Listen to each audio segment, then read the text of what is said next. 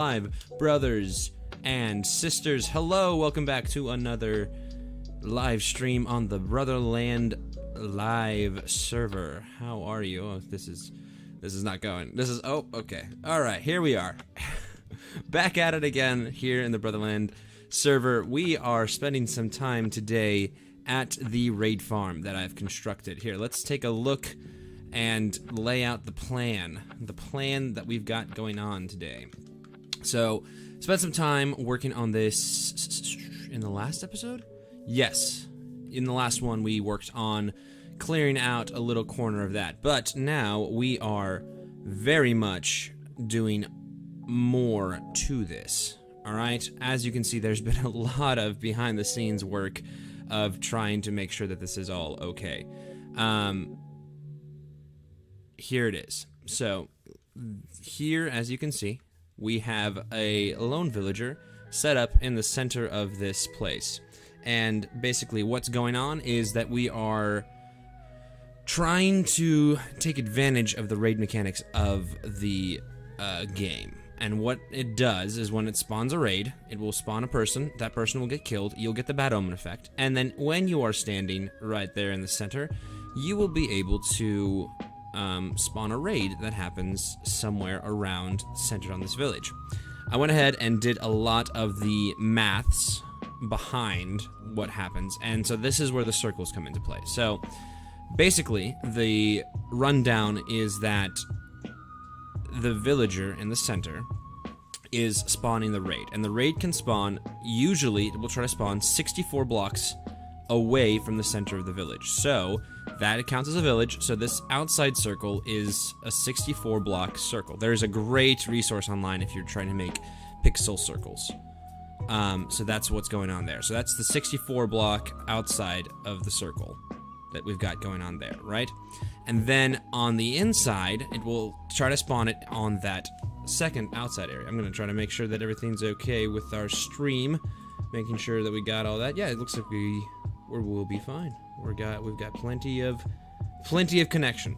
On the inside, with this second circle, this is the next one. So this is, I believe, 32 blocks. So it's smaller than that, right? And they'll try to spawn in this inside circle. And then finally, you've got that little tiny square on the inside, and that is the final place that it will attempt to spawn. So it will spawn out on the outside, then on the inside, and then in the very center if it can. So that's the mechanics of it all. And what we've got going on over here is a specific area in the outside circle where we have put solid blocks down. So this is the only place that they can actually spawn. Over here we've got grass, right? And nothing can spawn on grass. I did some tests with this. I tried to put scaffolding down for a little bit, but scaffolding, while you cannot spawn anything on top of the scaffolding, you can still spawn something on the block below it, right? So this is still counting as an active spawning place, even though there is scaffolding on top of it. So that's just an FYI if you're trying to do anything with that. So that scaffolding I did didn't work, so I went ahead and removed it and replaced it all with leaves. Cleared out the forest around the area, and so now we've got the leaves on the outside, right? So nothing can spawn on the leaves because this is technically not a block that entities can spawn on. But this smooth stone here, this is a place that you can spawn entities and mobs on. So, thus, we're trying to make it so that it's forced to spawn on this section over here, right? So we've got that going on. And then from here, when we go down and drop into the scaffolding, you've actually got a bit of a kill chamber. So up here, we've got a kill chamber that we're working on. That's got here is an automatic. It's another one of those automatic killing chambers that moves a trident around and kills anything that falls into it. And then from the bottom of it, it gets filtered out and then sorted into the different items that are possible in the farm itself, with a huge overflow section at the very end. So you can actually store some of the things that get filtered through. And actually, we don't need that. We don't need saddles. So we're going to throw it in the trash can over here. Dispensed into lava.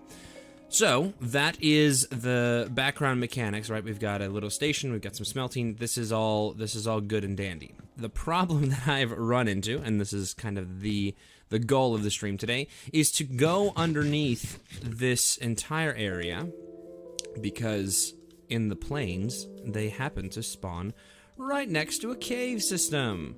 So underneath this entire thing, there is an absorbent amount of caves throughout the entire place.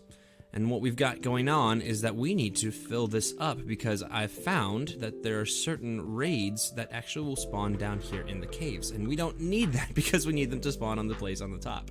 So that's what we're gonna do. We're gonna go through here, we're gonna adventure, and we're gonna plug up all these holes and make sure that the raid can happen correctly and in the place that we want it to, instead of spawning underneath the ground and then having to search for hours on end trying to find that one mob that spawned underground. But I think for the first thing, I think let's start with clearing this out and getting everything dropped down. I've got this over here. This is what I would want to be.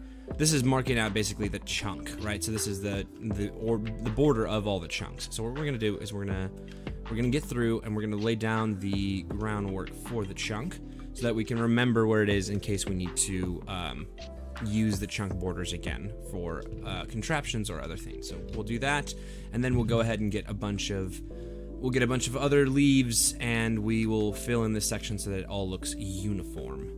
Yeah, I think that sounds like a pretty decent plan to me. Man, it has been a week, my friends. It has been in real life, IRL, it has been quite a busy, quite a busy week this week. We just closed down a show that we did here at the university that I attend. So it's been a little bittersweet, a little sad to see it end, but at the same time also slightly rewarding to finally be able to say, okay, everything's done, and now I can continue doing projects that I want to do, or continue working on things that need to get done, like uploading another video in the future. But that's got me thinking about kind of the background of everything. I'm gonna check something. Anyways, so it's kind of bittersweet at certain. Oh, that's right. That's what I wanted to do. I wanted to. Okay, well, we'll have to raise this. Okay, well, oh well. It's bittersweet, you know, having something end that you put so much time and effort into, and then it's just gone, and you're just done with that, and then it's no longer happening, and it's kind of sad, and it's okay, because you have to move on, and you have to learn to take the next project and, you know, hold on to those memories as best as you can. So that's what we got going on in the real world with the experiences. How much? Okay, we got some stuff left. Also, thinking about putting together some highlight reels from these live streams, because last week we talked about some really interesting, fun, just fun topics about, you know, string theory or the usefulness of information for other things. So I might be working on some of that this week to get that to you, to where you can just kind of get some highlights of, you know, what we do in the time that we're not streaming, or that we are streaming, and then so you can see kind of a recap. I think that will be good. I think that would be something that people would enjoy. Okay, it's getting nighttime. I wanna sleep through this until we get the whole thing leaved. Put the leaves down for this. I think I wanna not trigger a raid, just in case there's something going on, and I want to make sure that it's going to be nice and safe for us. Okay, so we got all that. That's centered. That's cleared. So we'll have to raise this. In the last video, I was looking at this, and this I didn't realize it until later, about how useful a beacon would be, and how interesting and how much quicker everything would go if I actually had a beacon to help me dig out. Because when I was working independently on getting all of this cleared out and leave down, I put down a beacon here in the center to expedite my process. And oh my goodness, you can feel the difference between doing work without a beacon and doing work with a beacon. So I was like, okay, maybe in the future I should start using more beacons, because that would actually save time and make it much easier to do. So that's what we got going on there. I was also looking at this over here. There's a bit of a dark oak forest and I kind of want to see if there's anything like a woodland mansion over there, because the woodland mansion would be fantastic to employ and to use. Okay, so we got all that. Let's put the leaves back down now that we actually put it on the right level. Oh, man.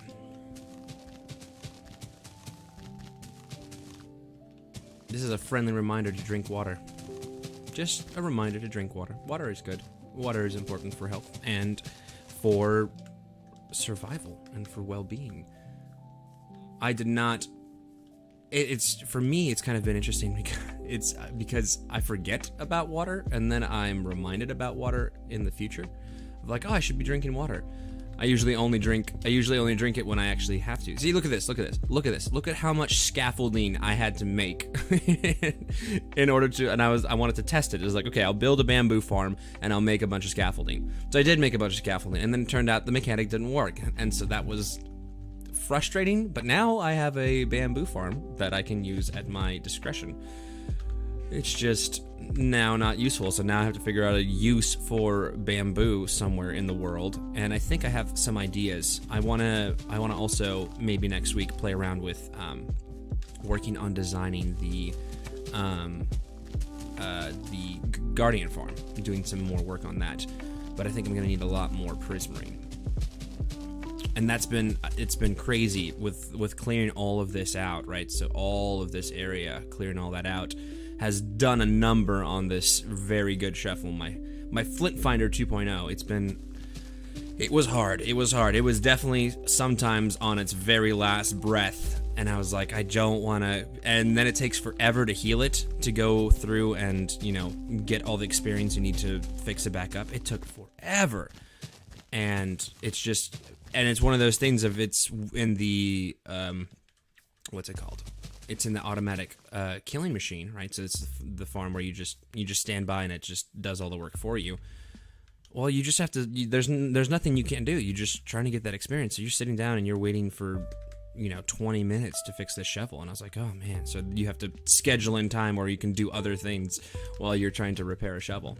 We got so much dirt. We've got so much dirt right now, and it's gonna be great. We're gonna use stone as well. It's gonna be a whole shebang. Let's see. Oh, it doesn't fit. We have so much dirt it doesn't even fit. We'll put overflow in here, and then the pork chop, but that's okay. Also, clearing out this forest to get all those leaves to place down. There have been lots and lots of logs, so hopefully that'll be put to use as well. So let's start. Actually, I kind of want to do this northern section, and do I want to move the beacon? We also need leaves. No, we'll struggle through this thing without the beacon, and then we'll bring the beacon in for we'll use the beacon for leaves over there in that mini forest we've got over there. Yeah,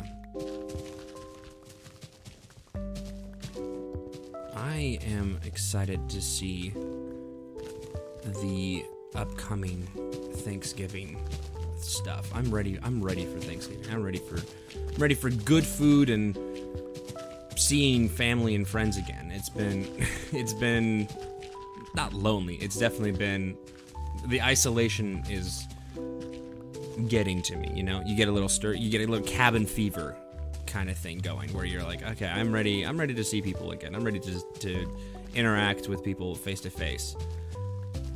But it's like, I've noticed that you put your guard down for a second, and then all of a sudden there's that when you get the either somebody gets sick or something else happens, and it's just you take it for granted, and then it comes back and bites you, and that's a hard part. That's a hard thing to be in. So, but I think in terms of if you quarantine with people, and then even if you get sick, like this upcoming winter break is going to be great, because even if you get sick and you're quarantined around the same people, once you recover, you'll be able to spend time with them face to face. Now, I'm not at all advocating that don't purposely go out and get people sick just for the sake of that. But reach out to somebody you haven't reached out to. That's very important and very importante. because we all need a little love sometimes. We all need a little conversation starter, a little time to see each other's faces and to do things together. Actually, there was another thing that I did this week. I got invited to my roommate started a server, and I got invited to there. It's actually really difficult to try and start this game all over again. The beginning of the game is a very hard, slow beginning of the game. You know, you've got to build everything back from the start. You're trying to get all these things that would make your life so much easier had you had the right materials and everything else. And it is, I miss it a little bit, but then I'm also very not looking forward to restarting this for season 3 or something, because it's a lot of work. It is a lot of work, but it's work that we like to do. Because then it also gives you a chance to restart and start a fresh palette, you know? And I think that ties really well into the same thing that I was just talking about. You know, we closed the show. And that's it's hard, especially when you're trying to restart and do another thing. Because I got another show coming up here in 2 weeks. We start rehearsals and we start doing that for the next show. And while it is bittersweet to, you know, you've done so much work, you've put in the time, you've put in the effort, any project really, and you're doing all of that, and then you have to restart. And you have to say you're done with that, and you can come back to it if you want to, but the project's over and it's time to do something different. Restarting it is very hard, especially like, you know, in Minecraft terms. It is not easy to restart the world, and then you have to rebuild a base, you have to get your tools again, you have to do all of that. It's not easy. It's not something that you can just wake up and like, okay, yeah, this is what I'm doing now. It's challenging, but there is a bit of a reward when you do it again a second time. You're like, oh, okay, cool. I wasn't sure about this, and now I'm done. And I'm willing to do it all over again. Oh my goodness, there's so much dirt, and that is only from one little quadrant area. So we're gonna have to clear the rest of this out. I also was looking at that. I was looking back at the highlights of the last video, or not the highlights, rewatching the last video, and I was like, okay, I want to do tasks that we can look back on after the live stream is over and be like, okay, cool, look at how much we did, look at how much has changed and what the progress has looked at. And so I think having those highlight videos will be really good too, because then you'll be able to see the landscape changing, or you'll be able to see how things have shifted through the course of our working and playing together. And then hopefully here in the next coming weeks we'll be able to maybe recruit some stuff and get some shenanigans going on an idea I have. I want to get the target block involved, and I kind of want to do a bit more of a mini game or something where you're riding around on minecarts and you're trying to shoot either moving targets, or you are moving and you're trying to shoot targets that are moving away from you as well. Whew. So yeah, there's projects that come to a close, and we relish the memory. I think the thing for me with the ending of the project is the memories that you go through it, right? Like the experience that you have with it is unparalleled, right? Because you have these specific, unique to you approach.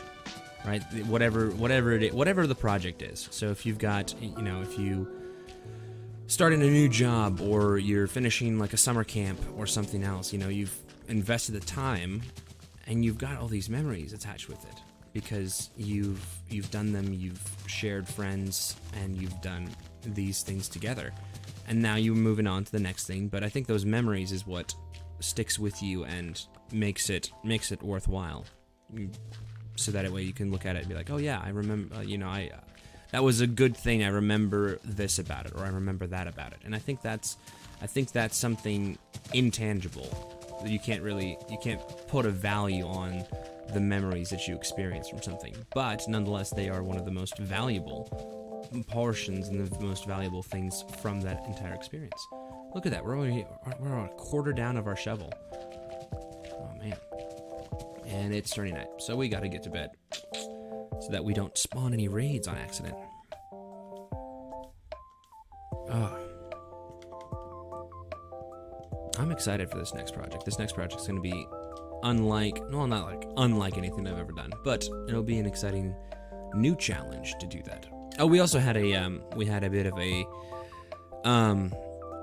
analysis / review of the entire thing. So we had some individuals watch our show online, and they were able to give us some critiques and feedbacks about, oh hey, this worked, this didn't work. And I think that's also another important part of when you end a project, right? Is to look at it and to say, okay, what did I do well, or what did I not do well? How can I improve this in the future? So that way you can keep doing projects and you can keep saying, okay, what can I pull that would make this better? What about this would be, what about this execution would make it more rewarding, or serve a better purpose in the future? And I think that's important to be able to not only end it, but be okay with ending whatever you're working on, and then being able to look at it and say, okay, this is what's going on. This is what I did, and this is what I can do better next time. And I think that is another natural progression of growth, is being able to say, okay, I know I need to do more, and I know I need to do it better. Ooh, we got some spooky music. I'm going to skip this spooky music, because I don't want spooky music. There we go. Yeah, so I think it's not only important to do that and to move on, but also to analyze and say, okay, what about this can I do better next time? Even if you're in a Minecraft server, you can be like, okay, what type of project can I do better next time? Can I do something with redstone, or can I do a bigger build, or a more thematic build? And that's just, you just kind of have to play along with that and see how that goes every single time. There we go. Let's store this stuff. Man, that's already like a whole chest. That's gonna be so much to do. But it's okay. We'll get. That's a lot of leaves. I think it's halved because it's a double layer, right? We got two layers, so we'll only need half as many leaves. We'll get it. It's easy. Leaves are easy. I also watched the other playback on the last live stream, and I was using the Silk Touch pickaxe to mine the leaves off the trees. And then in my own exploration, I was like, what am I doing? I have an iron farm that is pumping out so much iron. Why don't I just use shears? And then when I switched to shears, oh man, the process flew. It was so much easier. It was so much quicker. And I was like, okay, so from now on, I'm using leaves. Or I'm using shears to get this. Stop this. Oh no, I don't want to. The horses make such scary death sounds. I don't want to kill a horse. Pigs are easy. Horses are more scary. What else can I say? Because there's more to say about projects and being able to look at that, and right. So you want to be good for an ending. You want to make sure that you've also got that the critiques for it. And then I think it's nice to revisit and to kind of preserve that history of whatever you were doing, because it's you can look back and you can say, oh, look at my. I mean, I guess that feeds into memories as well. So it's hard to let go though, and give up what you've been so attached to. Oh no, it's despawning. We're losing dirt. Don't lose the dirt. Get the dirt back.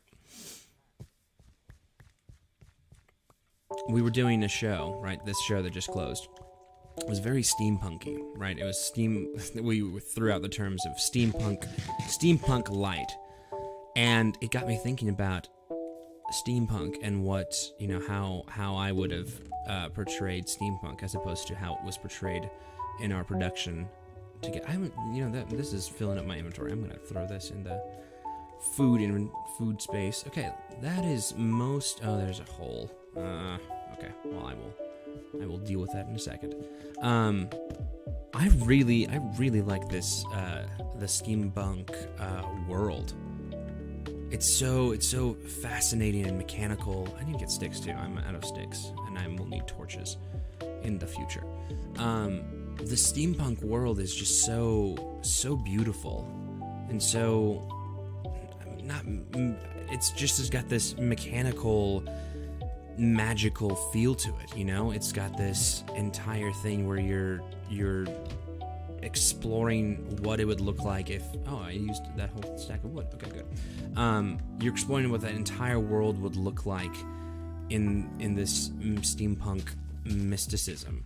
Like the shovel is too good. It is too good. And then we'll make a little scaffolding thing right there. So that way it's... Yep. Boom. Boom. Okay. Do we need that? We can just do one. Yeah, there we go. Okay, and then we'll have to figure out a way to connect to the other thing. The magic of steampunk, I just love that. We were actually discussing, there's some great Disney films, right? My two favorite Disney films are Atlantis and, what was the other one? Atlantis and Treasure Planet. Really good Disney films for, you know, steampunk and that kind of mechanical fantasy world. And as you know, Atlantis doesn't have that as much, and then I would say Treasure Planet fits more into fairy punk than true steampunk. Hello, cow. Moo moo. But I really would love to see more on the steampunk universe, right? And I know there's good animes out there for it that fit more on that theme, or like even Final Fantasy at times has that kind of steampunk, mechanical, mystical feel. Like they've got more magic as well, but it does also have that. It's got that steampunk energy to it. But I want to see more on the lines of the true steampunk, right? So we're seeing these engines made of steam, and they're producing and they're powering these giant machines that, you know, have no right being powered by steam, but they're still somehow moving, and it's all mechanical, greasy. There's all the goggles. Like there's just something about that I want to see. I want to see it realized. I want to see more things of it. And that's actually that gives me a good idea. We might incorporate some steampunk at some point to a build or something. They've got a bunch of the new copper blocks coming out in the next update to the game this coming summer. Has a really nice steampunk vibe. That it's got that kind of plated look when you... Oh, my leg is falling asleep. It's got that plated metal look, which is so important to steampunk because everything's made out of like pressed metal. And I think that would be really cool to incorporate into builds, is this plated metal look and getting that steampunk. I really want to do more with, you know, big giant engines that are steaming, and they're actually, that would be not a bad thing. See, I'm torn, right? Let me include you in my thought process. I am torn because I am working off of a very magical, mystical feel for this season. Last time it was very corporate, last season, that last base, it was corporate, and it was all like capitalistic, very much, you know. It is about making the money and selling the inventions to the profit of myself. But this season I wanted to do the opposite. Still do very heavy machinery or other really nice things, but make it incorporate more magic so that you don't see the inner workings of how things work. So, you know, you're hiding the mechanical. I keep putting the dirt away, and I need to fill that block in. We'll fill it in a second. But, you know, hiding whatever that magical quality behind, or hiding the mechanical quality behind the magic. And I really want to incorporate more of that.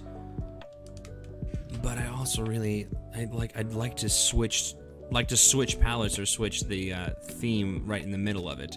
And I don't feel like that's appropriate to have that mix and match. So I might find an area to create more of a steampunk vibe. And I could do that. I mean, yeah, I could, you know, because everything's in the sky, it'd be interesting to... I can do that for the hub base. There we go. We'll redesign... That's what we'll do. We'll redesign the hub base. The central hub to be more steampunk and steampunk influence. There we go. We found our answer together through the rambling and the the head of what I do.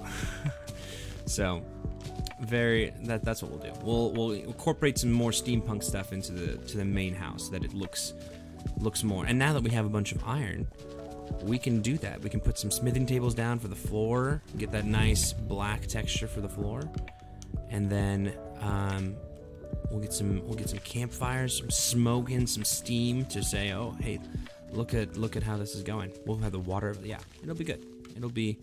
That's what we'll do. We'll redesign that and make that a little bit of a better area for people who jump on and decide to visit us. Getting night. We're gonna go to bed. I just want to finish this section real quick. Do I have... Yeah, I have space. Tons of space. I also need to check out... I hear there's the Carnival Row on Amazon Prime. I haven't seen too much of it. I don't remember hearing anything about it. I haven't seen good, bad, medium reviews, nothing. It just kind of... It was released, and it was like... I think it was Clara Delevingne was in it, and I was like, oh, okay, cool, this will be an exciting show. And then never really watched it, and never saw anything good or bad on it. It was just something that was done, and it just kind of fizzled out. So I don't know what happened with that, but I want to check that out. But apparently it is also very steampunky, very punky. So I'd like to see that and see what they did with that, and see if they did it justice based on my whatever my expertise on the subject. Hey, let's go to bed. Go. Quickly before they spawn. Oh, there it is. He spawned. Okay, hey, but it wasn't the right guy, so we haven't triggered anything. So we can go to bed. Phew!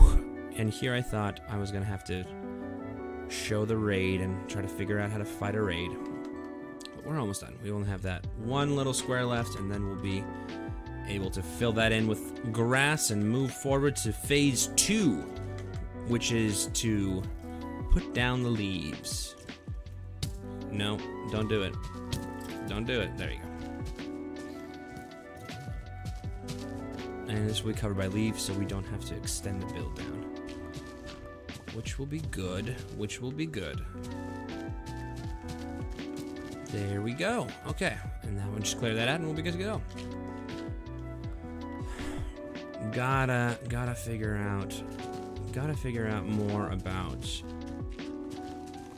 Gotta figure out Christmas presents. Actually, now that I'm thinking about this, I need to get some stuff figured out and ideas placed. Maybe also participate in a bit of a gift exchange or something. Those are fun, you know? Those are really fun to be able to sit down and be able to throw $10 into a project, and then, you know, you get something that you totally weren't expecting in return. Just kind of fun little... It's a fun little gift exchange. Gift exchanges are always great. White elephants are also fun. But I think I always loved when we did Secret Santas, right? So you would get a whole group... Get out of my way. You get a whole group together, right? And then what we used to do is we would do surveys, right? So everyone had to fill out a survey. And the survey was like... And the questions ranged all... Okay, get out of here. Get out of here. The questions would range, right, from basic questions to kind of more advanced. Of like, hey, you know, what's your favorite chocolate bar? Or what's your favorite thing to eat? And then you would move on and basically ask, like, hey, what do you like to do? What are some of your hobbies? Not straight up, hey, what do you want for your Christmas present? Okay, stop. Is it just you? Are you just chilling underneath the villager, beating the sun? Okay, we're getting close on inventory again. Gotta dump out and come back. Dun dun dun dun. Okay, what is going on? I might need to put another one down. And we're almost out of inventory again. Look at that. That is 3 double chests full of dirt. Let's get another. We'll get another storage chest down. Bum ba bum bum. We'll grab 2 of these and plop it down. I don't know. It doesn't have to be symmetrical because it's just a work in progress at the moment. There we go. Store some of that and keep going. Oh, and we're full on torches. That's good. So we'll store the torches in here. Oh, there's another shear. I thought the shears were here. Okay, we got 2 shears. That's good. Yeah, so we would do the surveys, right? And those are always fun because you can answer, and then sometimes people can read through. And I liked the other questions of like, hey, what's important to you? My friend got because my friend was really big into chakras and trying to align the chakras by wearing the right colors and doing that. And it was one of those random questions of like, hey, talk a little bit about yourself. Give a sentence about yourself. And he, decided to mention that he had chakras. And this other person decided to, design and gift a shirt with all the chakras, painted on them so that you could see, oh, hey, this shirt is my chakra shirt. So that was a really nice, thoughtful little gift that my friend got. So, always nice for that. Give me 1 second, guys. I'll be right back.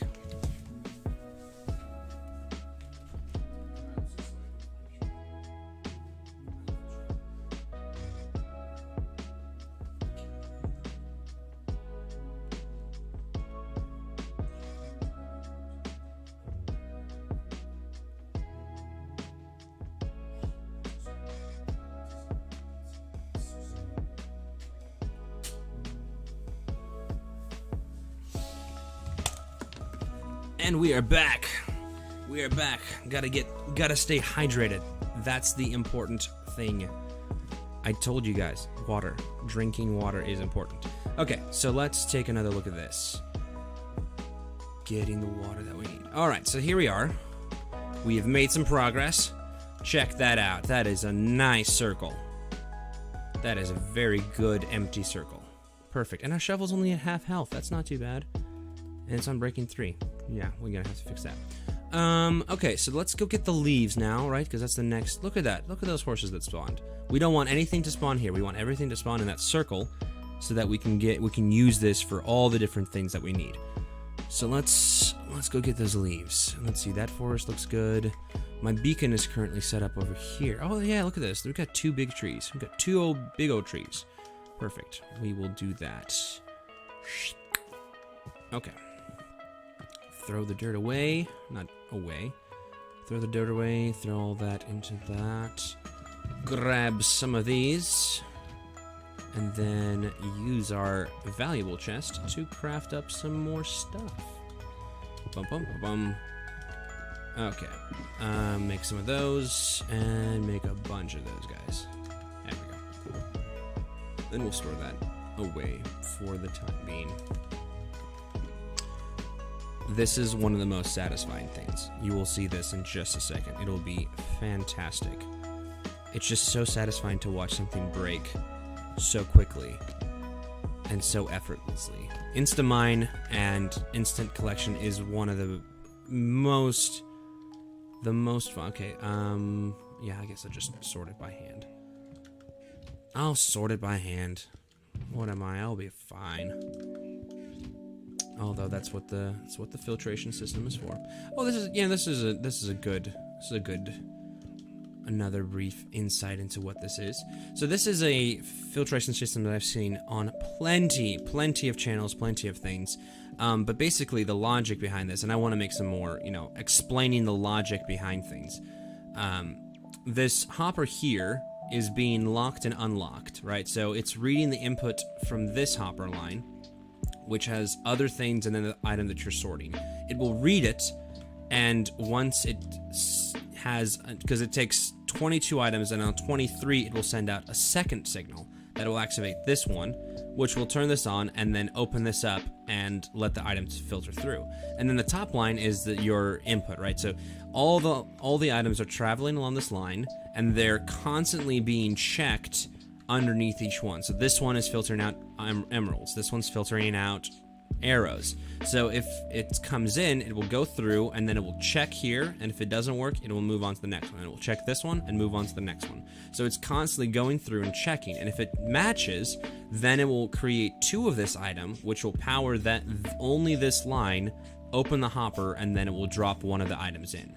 So it's a pretty neat, nifty system, and there's nothing really I haven't seen any better versions of this, of better versions of filtering stackable items, because all of this here, right, this stacks and stacks of 64, so you can actually check it and then put it through, which is really convenient. And it's costly, that's a lot of iron to work on, but it's really helpful to organize all this stuff. If you're getting a large thing and if you're getting a lot of different items, it's really good to filter all that through and make sure that it's going to the correct chest without you having to spend a lot of time filtering through and making,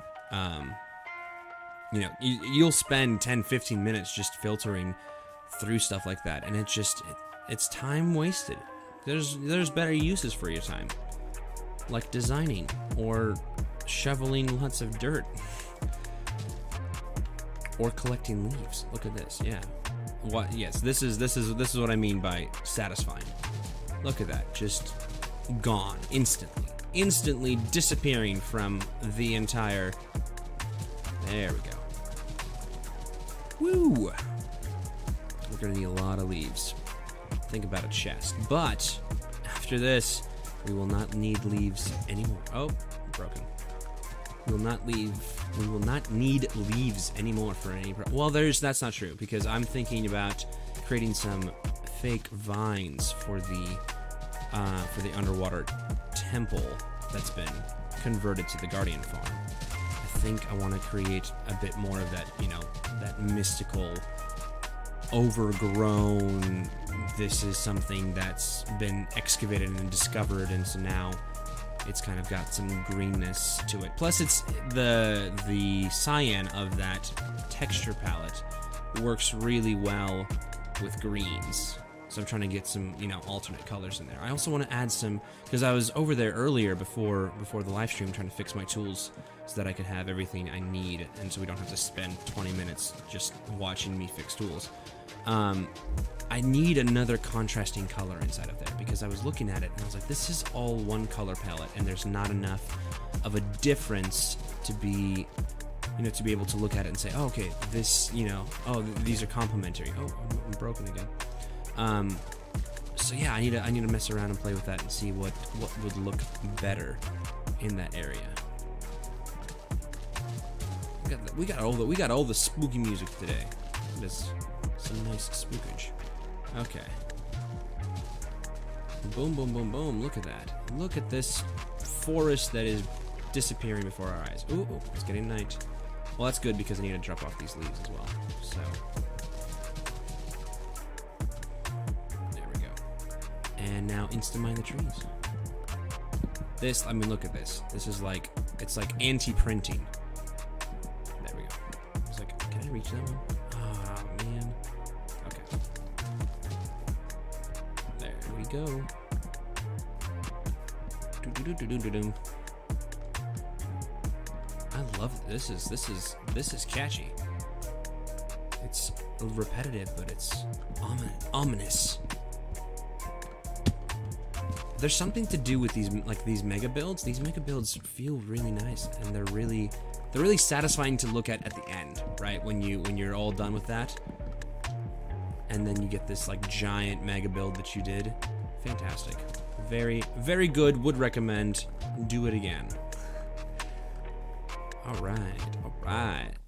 Let's get it all on. Oh no, we got friendos.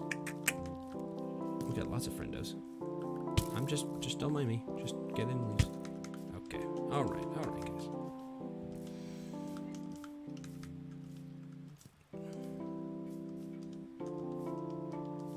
We talked last week. Oh, we got friends here too. There was we had a bit of a discussion last week of, what if Minecraft was real life and ours was a simulation. I was giving that some more thought over the course of the week, and kind of the way it almost does sometimes feel like a simulation. You ever get those moments? Okay, there's nobody here. Cool, so we can sleep. You ever get those moments where things oddly work out in a different way? It's kind of weird, where it just perfectly lines up to where it's just odd, and you're like, is that fate? Is that coincidence? What's going on? How is this possible? that this has happened this way. There's a couple of moments like that happen. Or, you know, you'll experience something and then you'll have either no memory of something. You know what I mean? Kind of like you'll be doing something and then the next day you forget, and then people will say, hey, remember that thing that you did? And or maybe I just have a bad memory, but there are moments where I have no recollection of something happening that people swear that I did. It's like, I don't remember doing that at all. It's kind of spooky. It's kind of freaky. You know, just because, get out of my way, chicken. So that's why sometimes I feel like, you know, it's like, kind of like a corrupted save file. That you all of a sudden don't remember anything happening to you. Well, your save file got corrupted. You know, your simulation experience is just not there. It just didn't happen. You gotta make sure that you save a lot. Otherwise, you'll lose progress. That's funny. How many things can you describe in simulation gaming terms, right? I mean, people talk about there's a great theory that I talking about gamification, right? And I think that's why video games are kind of surging. Well, I think the video games are surging in popularity because there's not a lot to do and there's a lot of time. Okay, we're gonna double. Yeah, we're gonna double stack it. Just because we have a lot of free time on our hands, right? Because there's a pandemic, everyone's kind of stuck. They can't really do social things, so people are kind of stuck indoors doing either personal or, you know, shared group online activities, right? Playing games, playing Among Us, or just even doing, I don't know, what other things? Board games, puzzles. You know, we're turning to board games and other forms of entertainment during this time. But there's a great theory about gamification, right? So that's the idea of turning things into games for the purpose of getting it done quicker, or being able to complete tasks without having to think about them as the tasks themselves. Does that make sense? So there was I can't remember his name now. I'll have to figure it out. I'll have to, you know, insert it at another point. But he talks about gamifying tests and other things, right? In a video game, it's all about, you know, the right button combinations, and all we're doing in real life is just, you know, we keep doing the same tasks and it's the same repetitive button combinations.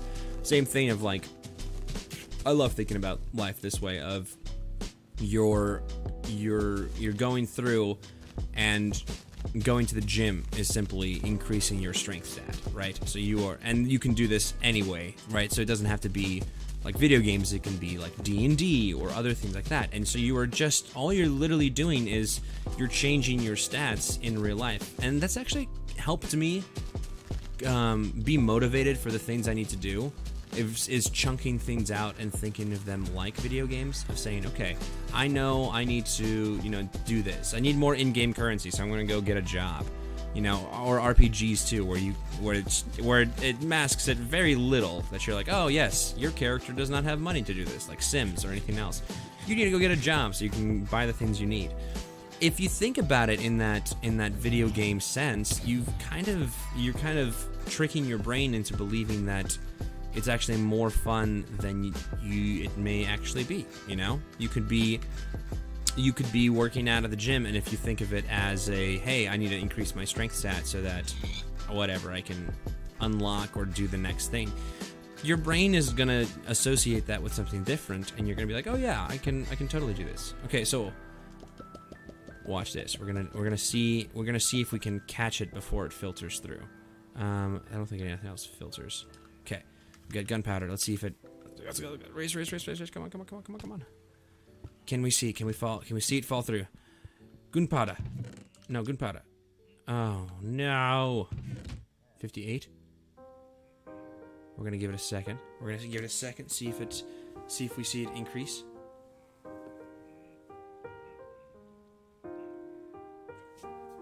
Well, looks like we didn't beat it. Yep, it was. We were too slow. Too slow.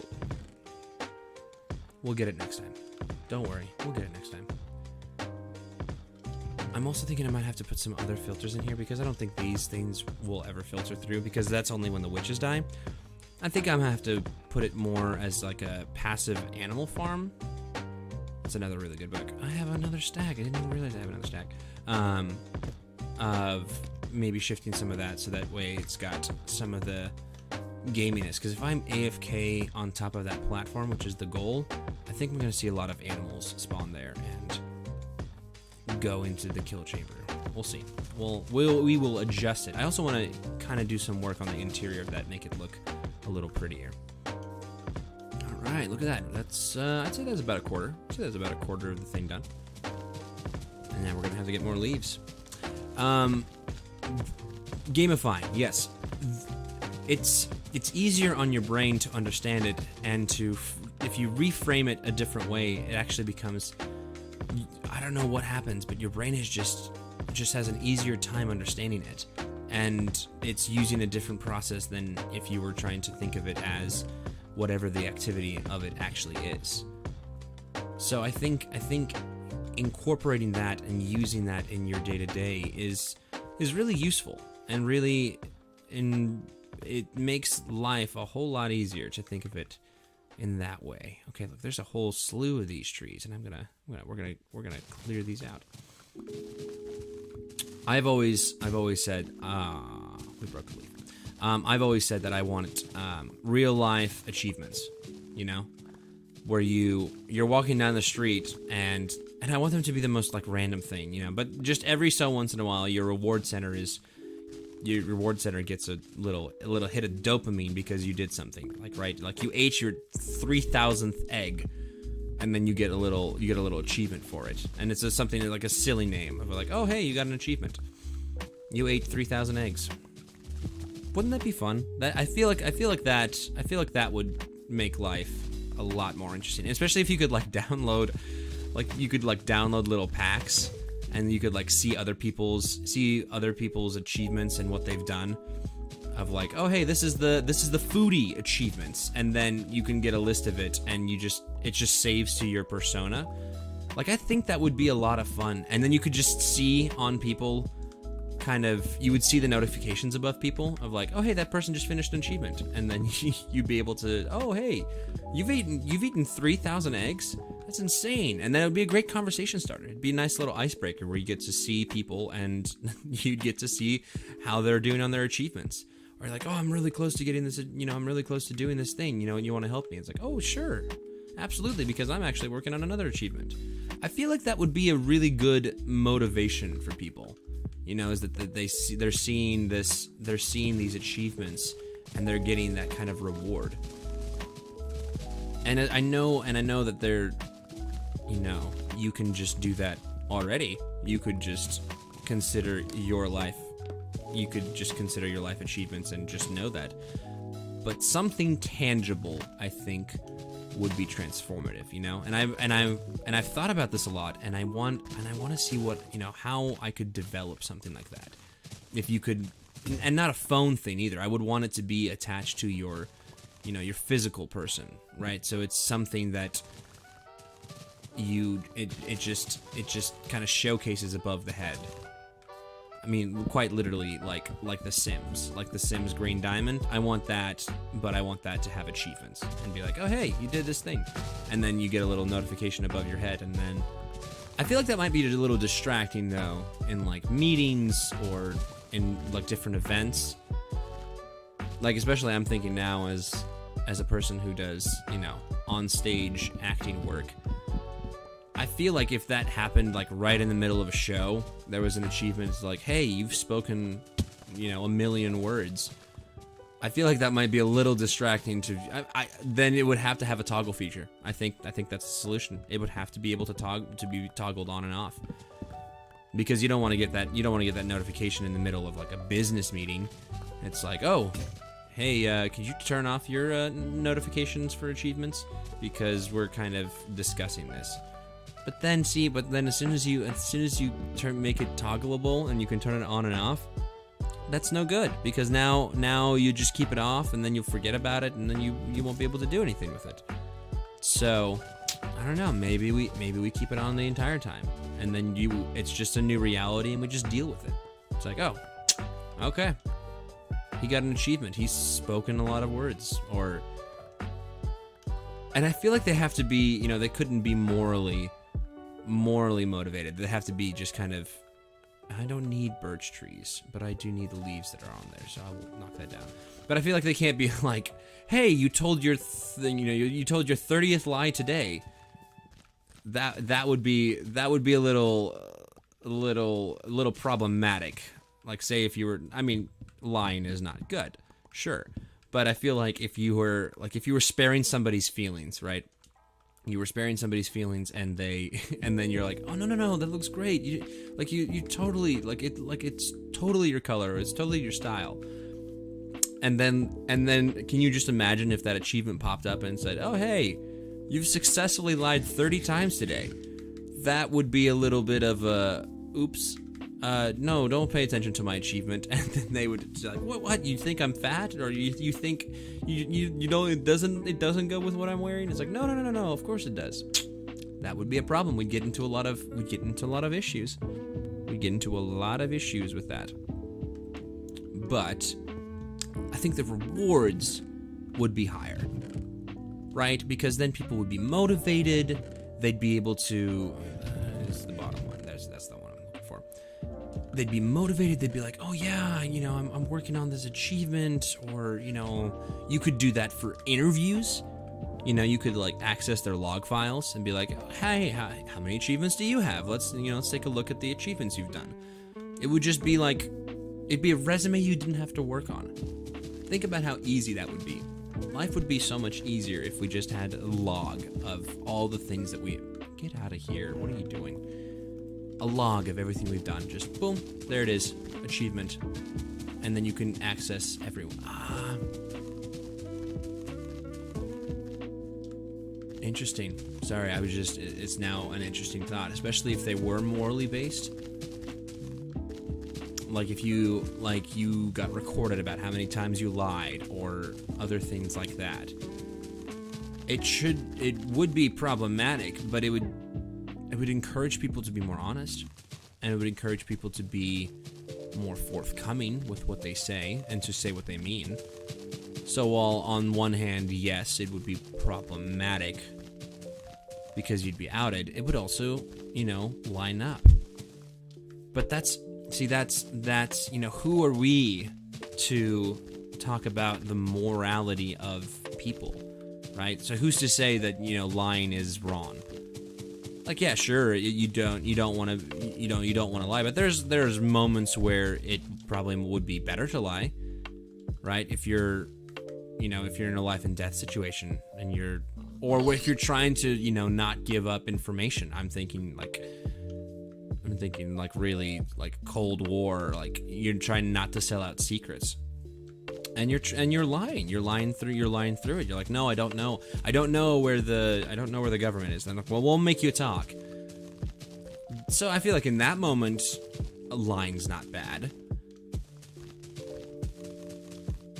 But then, I guess in this situation, the achievements actually wouldn't. It would just pop up and like.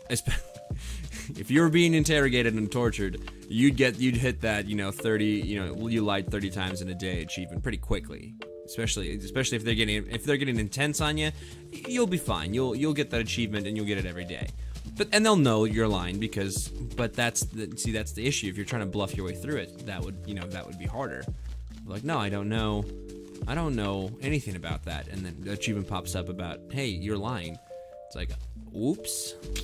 Yeah, you've been outed by your own achievement system. And then who's to say what, who sets the moral parameters and the moral guidelines for this, right?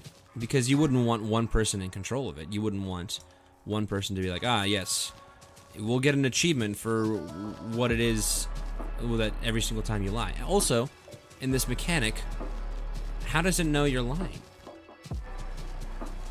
because I don't think it could judge. I think in a realistic sense, you could create a machine that could count words, right? It counts words, yada yada yada.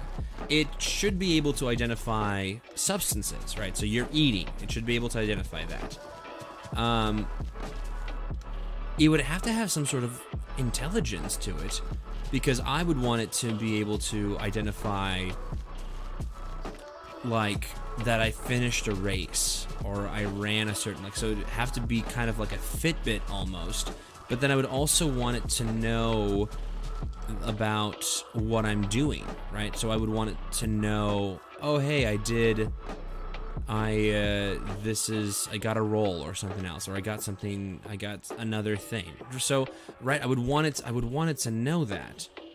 But I don't think there's a way to get that to actively know that and make it realistic. You know? I don't think that's possible. It could be a word counter, like I think a word counter and a look at that. Look at all the food we got. Yeah, we're fine. We'll save up on food. So you could definitely make it a Fitbit. That's possible. You could make it a Fitbit. You could make it a word counter because speech is not hard to do. I guess you could put inputs in it so that it could hear and understand. See, but that would create, yeah, it would create more work if you had to input information into it, where you would have to say, hey, I did this thing, and then it would, you know, it would remember you and say, oh yeah, hey, this is the 5th time you did this thing. You know, your guardians, your parents or your guardians, they're your true achievements. Not achievement police. They're the ones who remember and who tell you what achievements you've done in life, or yourself. You know, sometimes it's yourself, and you got to tell yourself, hey, I did this thing. I made it through today. No. Okay. Cool. It almost exploded there. That could have been real bad. We could have suffered the wrath of the creeper. I don't know. I think some of those would be harder to do, but I think they'd be very rewarding. I think if we had something like I would want, like, working out is a very hard thing to motivate for a lot of people, myself included. It's hard to find that motivation to go. Because the motivation of, yes, I want to look better, or I want to feel healthier, is good. But if I had some sort of external motivator, I had no problem doing track in high school because I was externally motivated, right? You're just told to, hey, you gotta run faster, or hey, you gotta do this, or hey, you shaved off X amount of seconds off your time. Great, because then I can, you know, somebody is okay, these... We're gonna have to move the beacon, or no, I think it still reaches. Possibly, yeah, it still reaches. We're good. Yeah, external motivation is something that really helps, and you want to develop that internal motivation so that way you can do it more sustainably, because you can always motivate yourself because you'll always be there with you. But that external motivation is what makes it doable and makes it worthwhile and makes it easier. Oh man, I keep punching out things. I'm gonna hopefully clear all these shears. So I don't know. I feel like that would be a nice little addition to our realities of these achievements that externally motivate you. And it'd be cool if you could set it too, you know? Like, you download the food pack, right? And you're now on the hunt. Look at that. Look, the baby wolf is killing that sheep. Run quickly. You fought valiantly, little sheep. It'd be interesting to download food packs, right? So kind of like a bucket list. So say I wanna experience and learn to cook. Right, so I'm gonna take classes, or I'm gonna look up internet recipes and then try to cook a different thing every single night. And then you download this thing into your brain, or however else you're downloading these achievement motivation things. And then it tells you, it's like, hey, this is the third night in a week that you cooked, or hey, this is the first time you used, I don't know, saffron in a dish. Congratulations. Like that would be, and then you could motivate yourself and say, okay, hey, I'm, you know, what else have I not done? I haven't used, you know, I'm gonna try to incorporate sage into a dish that I'm cooking, or I'm not gonna use pepper. It's like, oh, hey, you cooked a whole dish without using. I guess that would be more of like vegan, if you're trying to do like a vegan option, and you're like, oh, hey, you cooked a whole dish without meat or using any sort of animal products. And then you'd be motivated, like, yeah, I did. And then you could store those in a save file and be like, hey, check out these things that I've done. It could be a conversation starter. Or say you're doing a workout, and then you're like, oh, hey, you've done 1,000,000 sit-ups. It's like, wow, think about that. You could be like, wow, it's a good bragging status of like, hey, I've done 1,000,000 sit-ups. 1,000,000 sit-ups is a lot. I don't know that you could. Could you do that in a lifetime? Doing 1,000,000 sit-ups? You probably could. Yeah, you could totally. I don't know. I'll have to give that one more thought. Crunch the numbers about how much time it takes to do a sit-up and how many sit-ups you can do in your lifetime. Those big numbers are always hard to quantify, you know, that there's this giant. Sorry, I heard a motorcycle going off outside. It was very loud. And there it is again. You may or may not hear it, but I hear it, and it's distracted to me. What was I saying? Motivation. I don't remember. It's out of my head. 1,000,000 sit-ups. Yes, could you do 1,000,000 sit-ups in your life? Because I think a sit-up was what? It's only taking like 2 seconds. But those big numbers are, you know, you lose sight of what those big numbers are. Because 1,000,000 sounds like a lot. And if there's 1,000,000 sit-ups, and every sit-up takes, whatever, 2 seconds, that's 2,000,000 seconds. And then you have to, you know, oh, I think I'm full. Yeah, I'm full. So we'll drop the stick. But at the same time, you know, like 1,000,000 grains of sand is not much at all. Because grains of sand are so small. So it just depends on, I guess, the scale of it. And that's another, that's one of the things that I find fascinating, is this idea of size. That the bigger things are and the smaller things are, the more hard they are to understand, right? Because there's so much in our galaxy.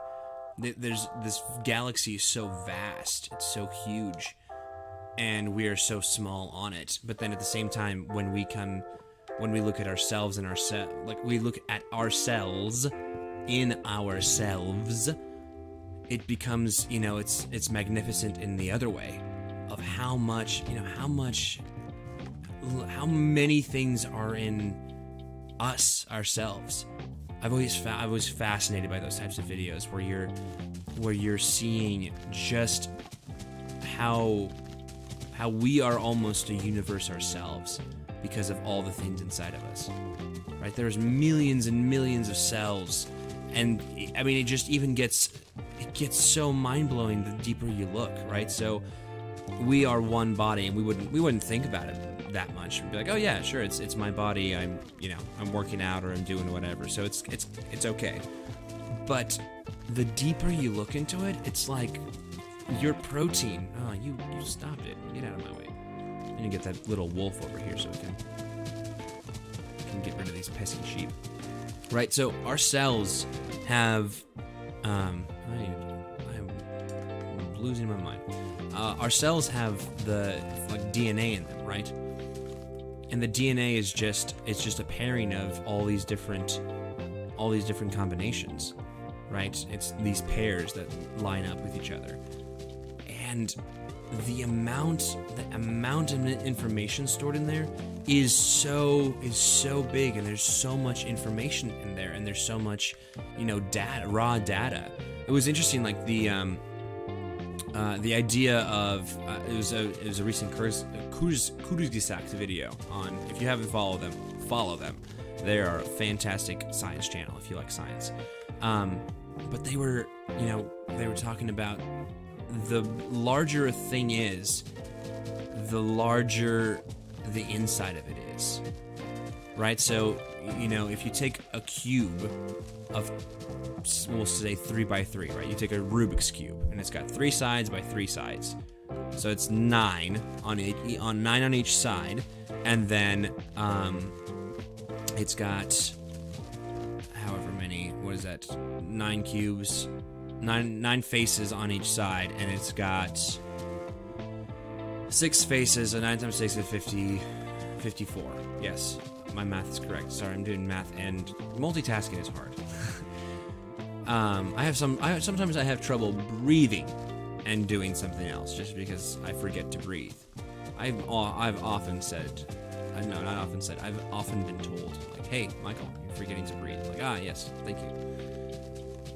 And this isn't activities like dance or other things or acting. Not necessarily just in general in life. People aren't telling me to breathe. Although that does remind me of a great blonde joke.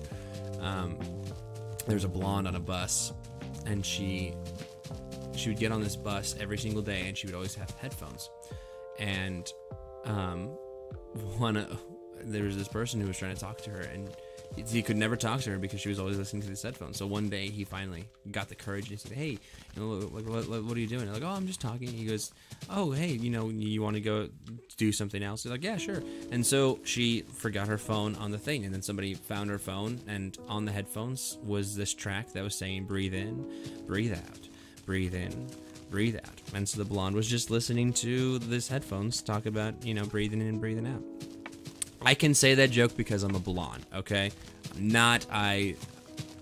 I've heard them all, and they're great fun, and I don't take offense to blonde jokes, and I don't think people should, because, unless you're doing it maliciously, yeah, but hopefully most people aren't doing that maliciously, because it's not true.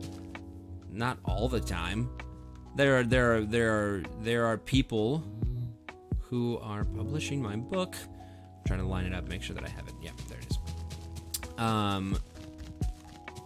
is. You have to take it on a case-by-case basis. You can't just, you can't. That's the problem with most things, is that people just assume one thing about everyone of that specific thing, whatever it be. That's where we get problems of assuming that everyone that shares one common factor is the same way with everyone else who shares that same common factor, right? That's where the jokes come from, and that should be okay. That shouldn't be divisive to us, just because I don't know. It's important to understand that that's not true for everything. Like blonde jokes is a very low stakes example of, like, yeah, not every single blonde is dumb. I am a blonde, and would like to consider myself not dumb. That's just the humor is in that stereotype of, like, oh yeah, that's funny. Although blonde jokes could be done, you could change the thing out and you could make it about anything. You could make it about robots. If we were in a culture where we had sentient robots, and we could be like, these robots, they aren't programmed very well yet, and they're so funny because they don't get human nature, and then the joke turns about, oh hey, how do you drown a robot? You put a scratch and sniff at the bottom of a swimming pool. Like, oh, ha ha ha, it's a robot, it doesn't know any better. That's funny, right? There's no harm in that, because now, or at least there shouldn't be any harm in that, because it's a robot, so it doesn't really matter. When you put somebody else on the other side of that line, then I think stereotyping that is where the issue, kind of lies, and that's where people can get upset from that. Okay, let's do another reset, and then we'll take a look from the top, seeing how this looks. I bet it's gonna look great. Let's throw these guys in here. Scaffolding goes into the scaffolding box, and the leaves go into the leaf box. And then, do I have any extra? I do have some. Maybe we won't have to go back at all. No, I'm gonna need a lot more than 64. 69. Haha, 69. what was I saying? Oh, cursor set, surface area. Yes, that's the big thing. If it has 54 on the outside, right? So the blonde joke aside, we're moving back to what we were talking about. It has 54 faces on the outside, right? So if you think of Rubik's Cube 3x3, 9 on each side, there's 6 sides, there's 54. There's 54 of those outer faces. But on the inside, if you were to count the same square, right, the same cube, like the cubic component of it, it'd be 3 by 3 by 3. So that's 27. So you're only getting 27 on the inside of it. So, but if you were to expand it, right? So it's 27 on the inside, and then if you expand it to like a 10 by 10 size, then all of a sudden you've got 10 by 10, but it's still on that cube, that like 6-sided cube. Well, now you've got 10 faces per side, so you're getting 60. So the surface area is only increasing by a little bit. No, 10 by 10 is 100. Yeah, so you're getting 100 faces on each side, so it's like 600. So yes, you're increasing it by a very large amount. But the inside of the inside of it is now 10 by 10 by 10, so it's 1,000. So now the surface area inside, or the volume of the object, is now much bigger than the surface area. And that was something really interesting, is that in our bodies, I'm just basically recapping the cursor stack video, so there you go, in case you haven't seen it. It's fascinating because our bodies, well, like a gastrointestinal, right? So we're processing food on the inside. It is actually enormous because it's got so much surface area, because it needs that surface area to break down food. When you think of it, if you were to just measure it in the body, it's not that big. But if you were to take the surface area of the entire thing on the inside, you'd get a very large surface area. I'm gonna run out of. I should have grabbed more. Once this breaks, it'll break. So it's just fascinating to see how, on a microscopic, not microscopic, but on a micro scale, things get exponentially big, even though they're actually not that big, right? We have so much going on inside of our bodies, and our bodies aren't, we know how big they are, and they don't seem that big to us. But then if you were to measure something of, how much surface area that has, it's now exponentially bigger than you had started with.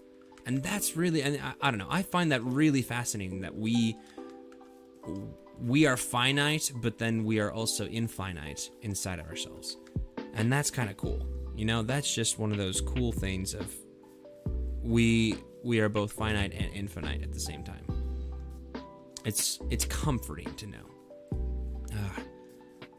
I love finishing projects. This is great. There's something rewarding about it. Yeah, I say it every single time. There's something rewarding about seeing something get done.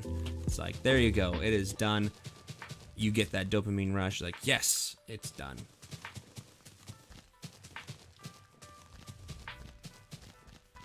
And I think that's the same thing of, like, all this started from trying to do 1,000,000 push-ups, right? So it seems like a big number, but can you imagine the achievement that you would get for doing 1,000,000 push-ups? That would be kind of surreal to be able to think of, oh wow, that's a giant number. And I did that. It's the same thing in this game. I crunched the math earlier about how many leaves I would need to finish this entire project.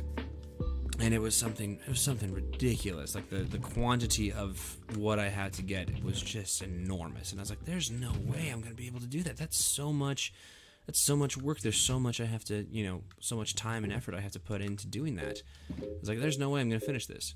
And then lo and behold, yeah, it was several hours of work trying to get this all done. How much more do we have? We only need like one more tree's worth, maybe 2 or 3 trees. Then we're done. But it was, again, it's just that big numbers of trying to justify big numbers and trying to say, okay, hey, that's not actually that bad. It's not actually that scary. And you're like, oh, wow, I can't believe I did that. It takes like 1 second or 3 seconds to get like a stack. And then all of a sudden now I'm working in these huge numbers where I never thought I could actually get to that point just because it seemed like a big number. So encouraging point of, hey, yeah, it may be big, it may, you may be thinking there's no way I can do this. You can. It's not out of your reach. You can do it. You just got to take it one bite at a time, right? How do you eat an elephant? One bite at a time. That is one of my favorite sayings. It's a joke. They say, how do you eat an elephant? One bite at a time. So if it seems insurmountable, just take your time and work on it I like this little ditty. Yeah. So just take it one step at a time, and allow yourself victories where you can, and just don't stress about it, because it will get done. Oh man, I fell down. That's okay. It'll get done, and then just imagine the achievement comes up, because we can't actually do that yet. But if we did, and we could, then we would feel really good, and we would feel really great about what we're doing. So just imagine there's a virtual achievement that pops up and says, hey, congratulations, you did 1,000,000 things.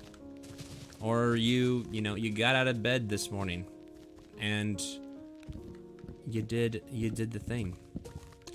I think having a little bit of an optimistic attitude also helps.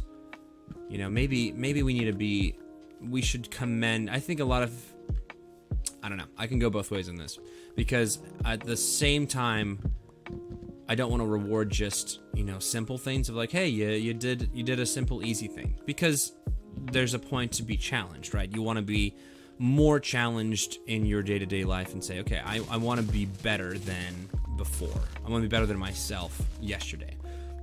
And I think that's the most important thing, is to constantly challenge, to have yourself as your own challenge point, right? To not compare yourself and like, I want to be better than, that individual over there. But no, I want to be better than I was yesterday. I want to improve myself. I think that is a good motivation. But sometimes I think it's also important to, take pride in the little victories. Take pride in the moments where you're like, that was good. I did a thing and it was nice. And it may not be a big thing, but it's a thing nonetheless. And today that's the effort that I can do. And today that's all I can afford, in terms of like health, or in terms of like time, energy. That's one thing that I try to tell everyone that I meet, is like, it's okay to do just your best. It's okay to move forward and just do what you need to do. Just because somebody else might be doing something bigger, like we work on we have a little board game company, we have a board game company that we're a part of, and that's one of the things, is we have to, we constantly have to work on it week in, week out, and make progress on something. And sometimes that progress is as simple as, hey, I'm gonna write some dialogue, or hey, I'm gonna develop this other thing today, or I'm gonna make this, I'm gonna work on refining that so that it fits more of what I want it to be. And they're tiny things, right? So it's not overhauling, like, oh hey, I designed every single card, and I made all this progress on stuff. Sometimes it's like that, sometimes I'll create a spreadsheet and it'll be thousands of, not thousands, it'll be tons upon tons of lines of information to know and to incorporate, or I'll finish writing the entire rulebook. And sometimes it's just as simple as, hey, I worked on this paragraph and that's what I got done, and that should be enough. And it is. It's okay. You're gonna have days where you feel productive, and you're gonna have days where it's just one of those, you just be glad you got out of bed kind of days, and they should be equally celebrated, because we'll all go through that. We'll all go through highs and lows, ups and downs, and the important thing is to stay positive and stay on top. And that's all we can hope for. So that's why I think these achievements should be big and small. You started your day, here's your start of the day achievement. It's like, boom, hey, this is your X amount of days. Like, congratulations. It'd be a little reassuring. It'll also be a little bit annoying. If you got a notification every single day that today was a day, be a little, be like, oh, yes, today is a day. Like, delete. Okay, that should be more than enough for what we need. But now we're done with that. We got that. Boom, boom, boom. Let's throw it in. I can take that. Do I need to take that? I don't think I need that unless we build. We'll grab it at the end. Or I'll grab it after. I'm running low on food. Bum-ba-dum. Oh, look at this greenness. This beautiful green patch. Oh, I'm really out of food. We're just crawling to the finish line at this point.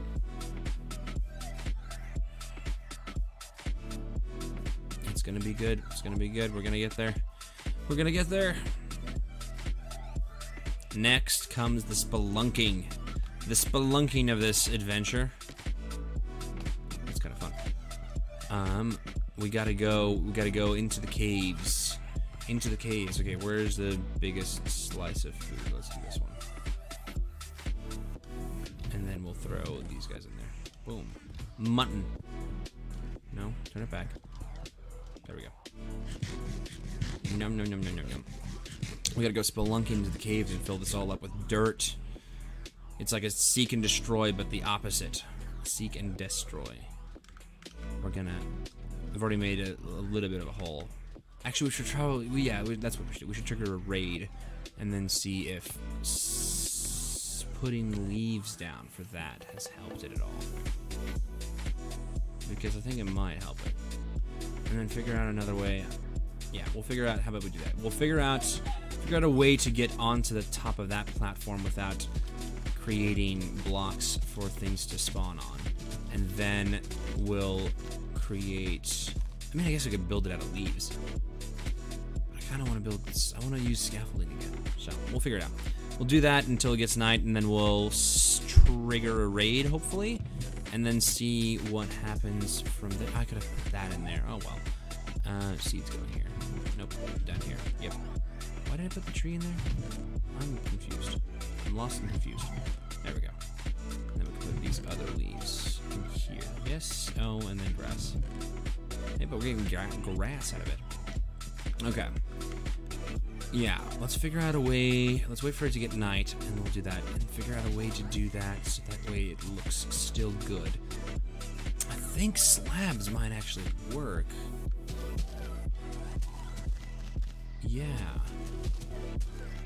If we were to do... I think that would be fun. But it would have to have some sort of base point. I don't know how that... I think scaffolding only works a specific way. But like if we had...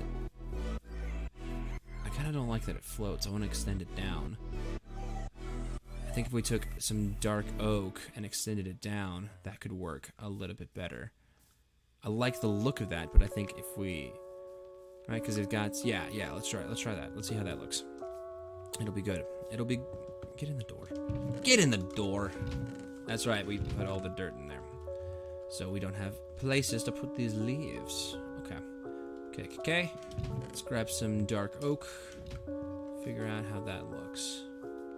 Oh, I think it's getting a little darker. I think we're getting closer. There we go. And then if we extend this down, I think this will look not all that bad. There we go. So it almost looks like a little outpost. No, that's not where I wanted to put it. A little outpost that this is what they did. They trapped a villager in here. Yeah. I'm liking the look of this. I'm liking the look of this already. This is experimentation. Usually I have a plan coming into this, but this is all brand new to me. I need to get another drink of agua. Yeah, look at that. It's kind of got that same build palette. It's a little square for me. A little square for me. What does it have up there? It has cobblestone stairs. I think we can do a little bit more with that, but but it's turning nighttime. Look at that. It's the sun is setting on this adventure and this day of adventuring. Okay. Yeah, I think cobblestone stairs on the top of that would look good. Yes. Okay, so in order to trigger the raid, what we're gonna do is we're gonna come up here, because this is where they usually spawn, and we're gonna turn this on. No, turn it on. There we go. So now it's on. Now we're gonna go and stand atop the villager, and hopefully here in the next couple of seconds we'll get a little bit more. Oh, it looks so beautiful. Oh, did not make it. Okay, let's try this again. We'll use a rocket. And we'll also review this. Look at that. Look at how beautiful that is. Perfectly centered. Everything's just great. Oh, I didn't even... Flying is not the forte. I could do this. I could do this the entire time. Look at, I mean, that looks great. There we go. Whew, made it. Yeah, and now, hopefully, there's... oh, I just saw something spawn in there. I think he's got the flag. Maybe. I wonder. Can it register from here if he dies?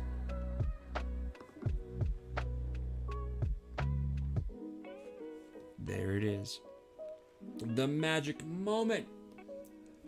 We got a raid. So, ideally, what should happen is that in that pool of water, we should see some enemies pop up. Oh, that is very loud. Turn the headphones. And that has not happened. Yep, and they're still going. So, what has happened then, to explain, is they've spawned underground, which brings me to the next point, which is to fill in all the holes. So now we're gonna go underground, and I'm going to adjust because I do not want to keep hearing that horn in the back of I'm gonna turn that down. There we go. That's much easier and much easier to deal with. So we'll put that there. Okay. So now we gotta fill in all the holes. All the holes that we see. We'll start with this chest since it doesn't have as much. We're gonna stock up. There we go.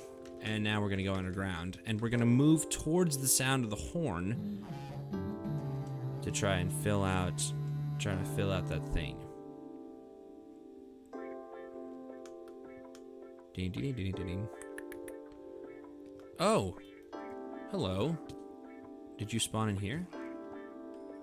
Okay, well that's one of them. Where did you get the glass bottle? Oh, it popped out of frame. Okay. I was like, how did you do that? How did you do that? Huh. So maybe this also needs to be leaved? I think if this has leaves on it, it will be actually easier. I'll put the glass bottle in there. There we go. Put the chicken to cook. Put the emeralds in there. Okay, I can hear it in the background. So is it in here? I bore this. Oh yeah, look, there they are. Okay. It's another one. Only 2 left. So maybe we need to fill this tunnel up.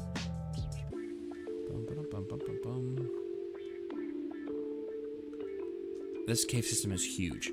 So this will be a thing. So I know that they spawn here. I'm trying to figure out where they spawn, so that way I know kind of where to start with all the dirt.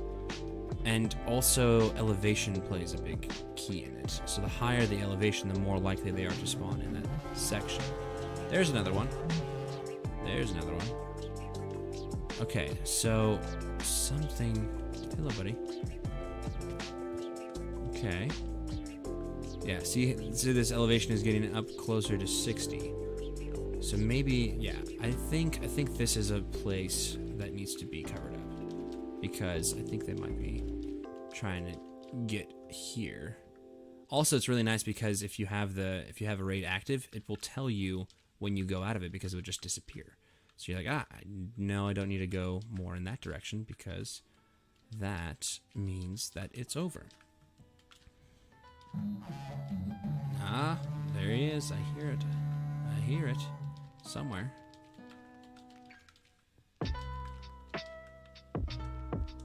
Yeah. I think another way to make gamification in life would be to... Oh, he came to me. I didn't have to find him. He came to me. Come back. There we go. All right, let's see. I don't think I'll be able to get out in time. Yeah, I don't think I'll be able to get out in time to see where the next thing happens. Oh, this could be one of the problems. Is that there's a little staircase where I probably dug out to get out to the surface. Okay, hopefully they spawned up top. Maybe it's because they don't like the water. Maybe that water is what's keeping them from doing that. Again, this is very much trial and error for me because there's so much of this. Oh, see, no raid, and then over here I think it was raid. No raid, raid. It's such trial and error. There's so many times that this is just.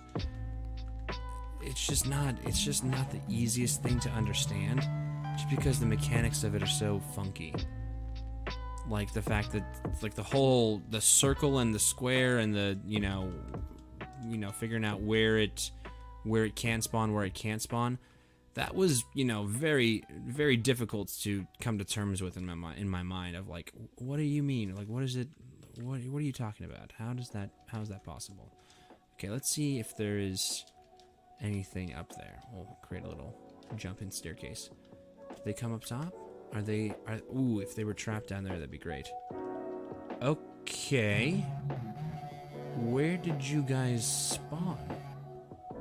And how did you guys spawn?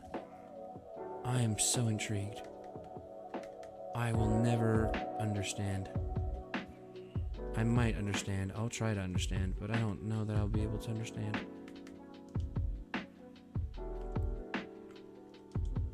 I'm confused. I am confused. Okay, there's still 2 left, so where are the other 2? There's a torch.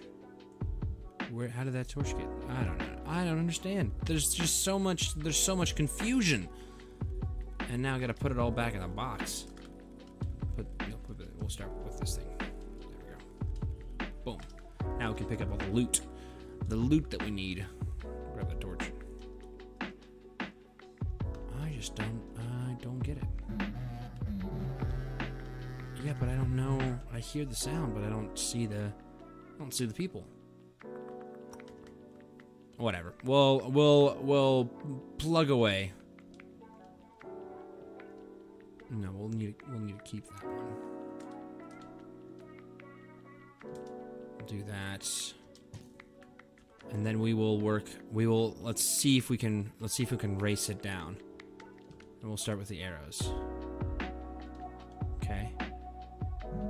Actually, let's throw them in there. Okay, we got 10 arrows and 10 emeralds. Let's see if we can beat them. Okay, come on. Okay. Let's go. Got 10 emeralds, 10 arrows. Let's see if they can filter. Arrows and emeralds. Emeralds. 38. Is it increasing? Does it increase?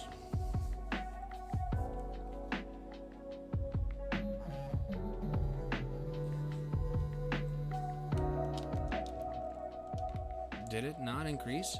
What's going on? Did they go to the end? Is my filtration system off? No. Oh!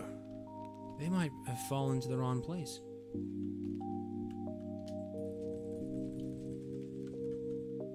Yep, they're just chilling in there. No wonder.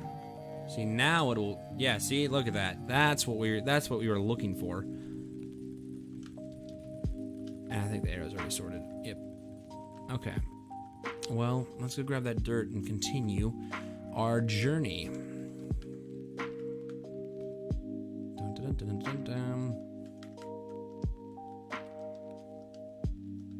Yeah, and then we'll work on establishing a better thing of that.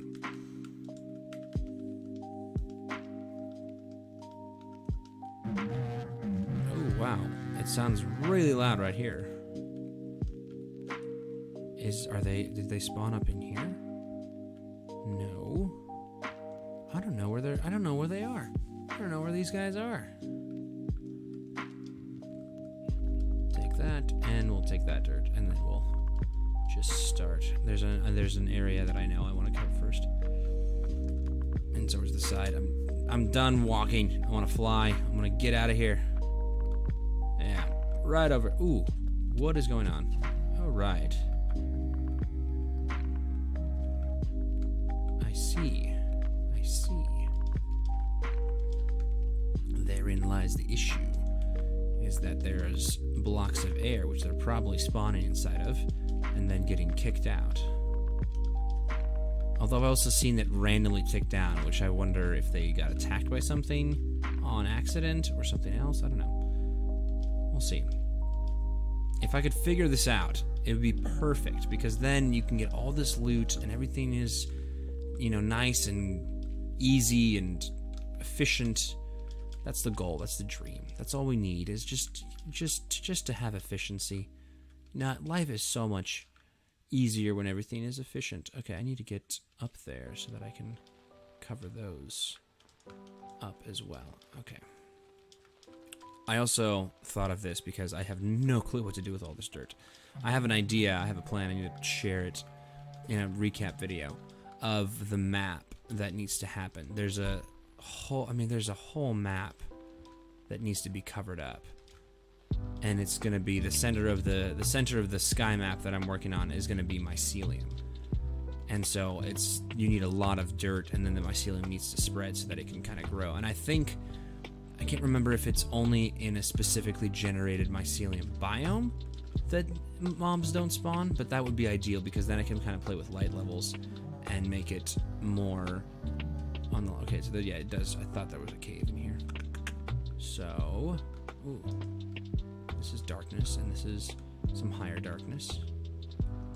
There it is. Let's put a torch down so we can see what we're doing.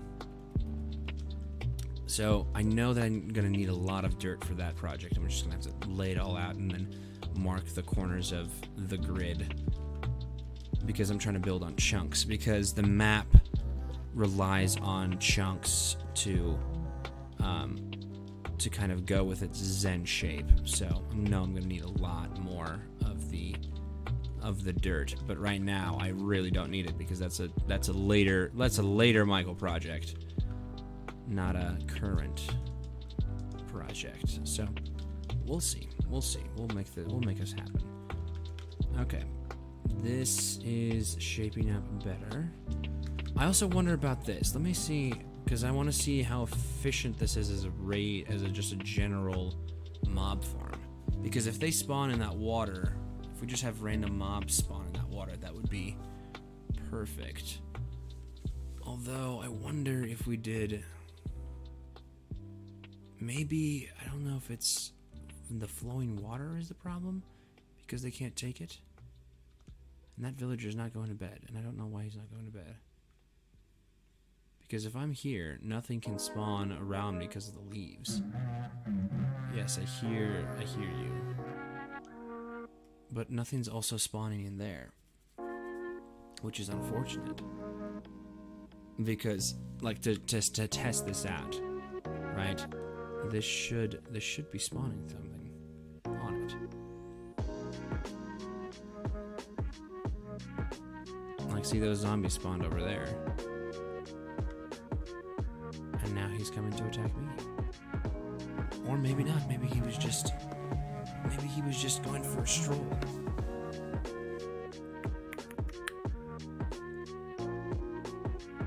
Yeah, he was just going for a stroll, and then he winded up dying.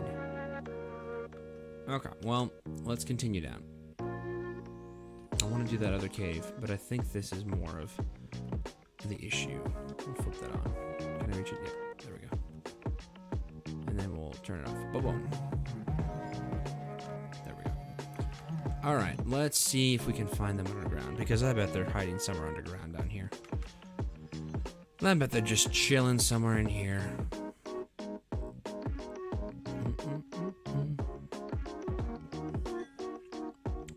I don't know which way to go. This is more of the edge of it. So it might be better to start here. Because I bet they spawn somewhere down here. Also, this is incredibly difficult to try and like pinpoint where they are based off of the sound that it makes. Because it makes that horn noise. And then you can try to follow it. It's just so difficult to do it. Okay. This area I know I want to plug up. So we're gonna work it backwards. We're gonna plug this thing and then we're gonna go down this tunnel because I know I dug that tunnel and I don't want that tunnel anymore. Because I want everything to be filled. This spelunking adventure is very important. It's gonna guarantee that we're doing it right. And if it doesn't work, then we'll have to build it in the sky or something. But I really don't want to do that because I spent so much work on this thing already. There we go. Okay. Boom. Filled in. Excellent. And now let's close it off and see where life takes us. Okay. Somewhere we're going down. This is great because we're going in blind. Ooh, this is some nice music. This is like, I feel like I should be downtown right now. Downtown in like a fancy sci-fi bar or something. That would be good. Okay. Yep. Going strong. Going strong. If I get trapped in, okay, no. There's still room to go. I was about to say is like if I get trapped at the end of this giant tunnel and this is just a hole to nowhere, that will be very upsetting for me. I will be very sad if I get trapped in here. Nothing I couldn't fix, but nonetheless, it would just be disappointing. Disappointing. Actually, love that meme about the disappointed. Great stuff. Oh, we're getting closer. We're getting closer to the sound. I hear them.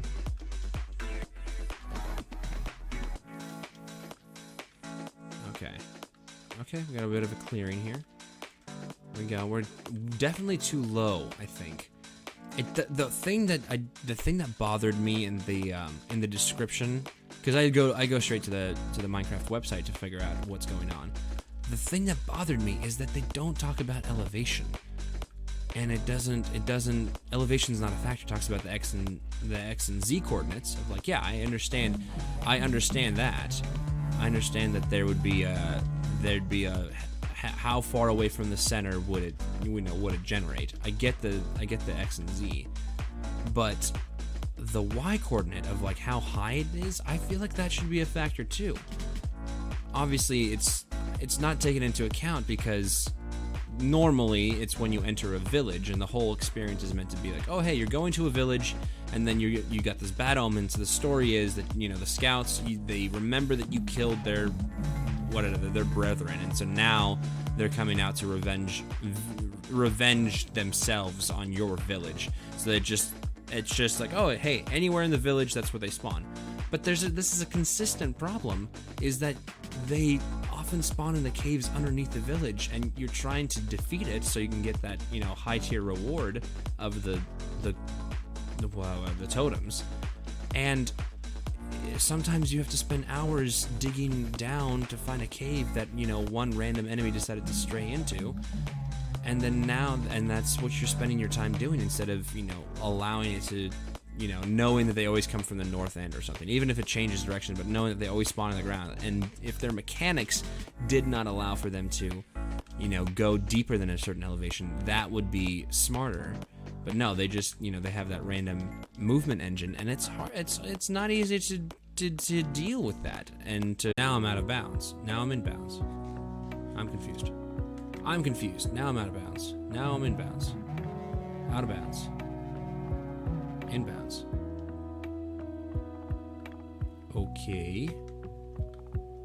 I've lost my orientation. We're lost in a cave.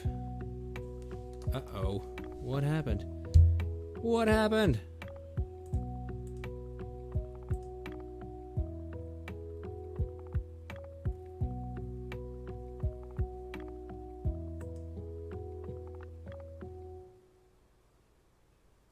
Oh no!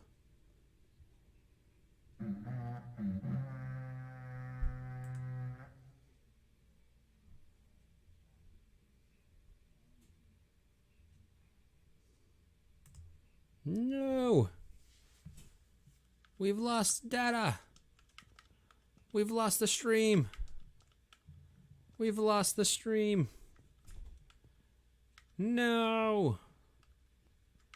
Oh, I hear them. I hear something. I'm not receiving enough video. No, no, no, no, no! Come back! Come back, stream! Come back, my friends! Looks like we're hitting that 2-hour mark. Jesus. Look at how big this cave is.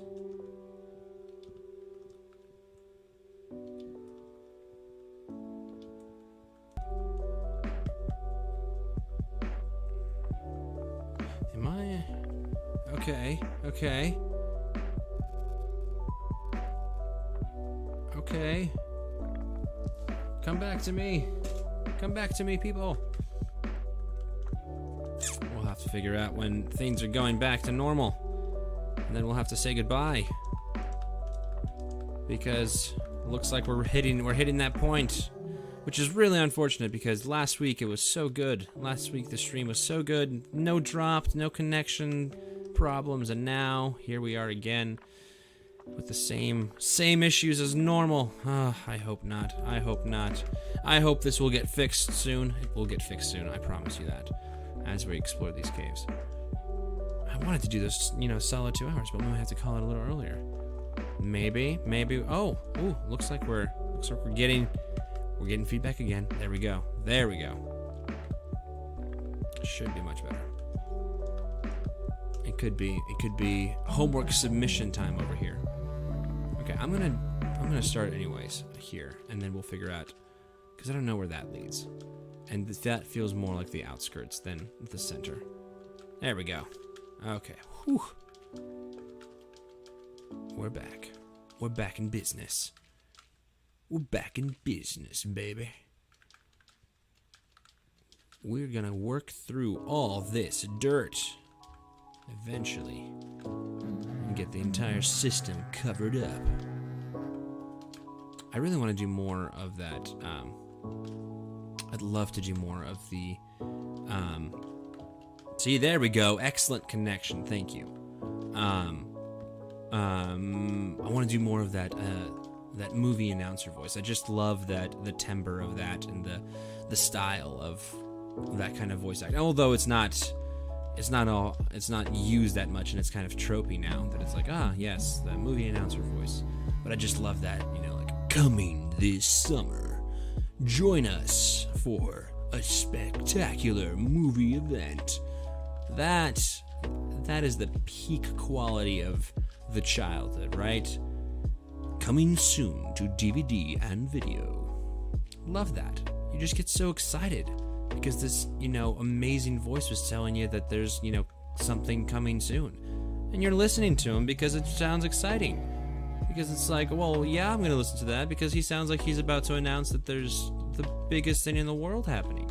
It's like, coming soon to theaters.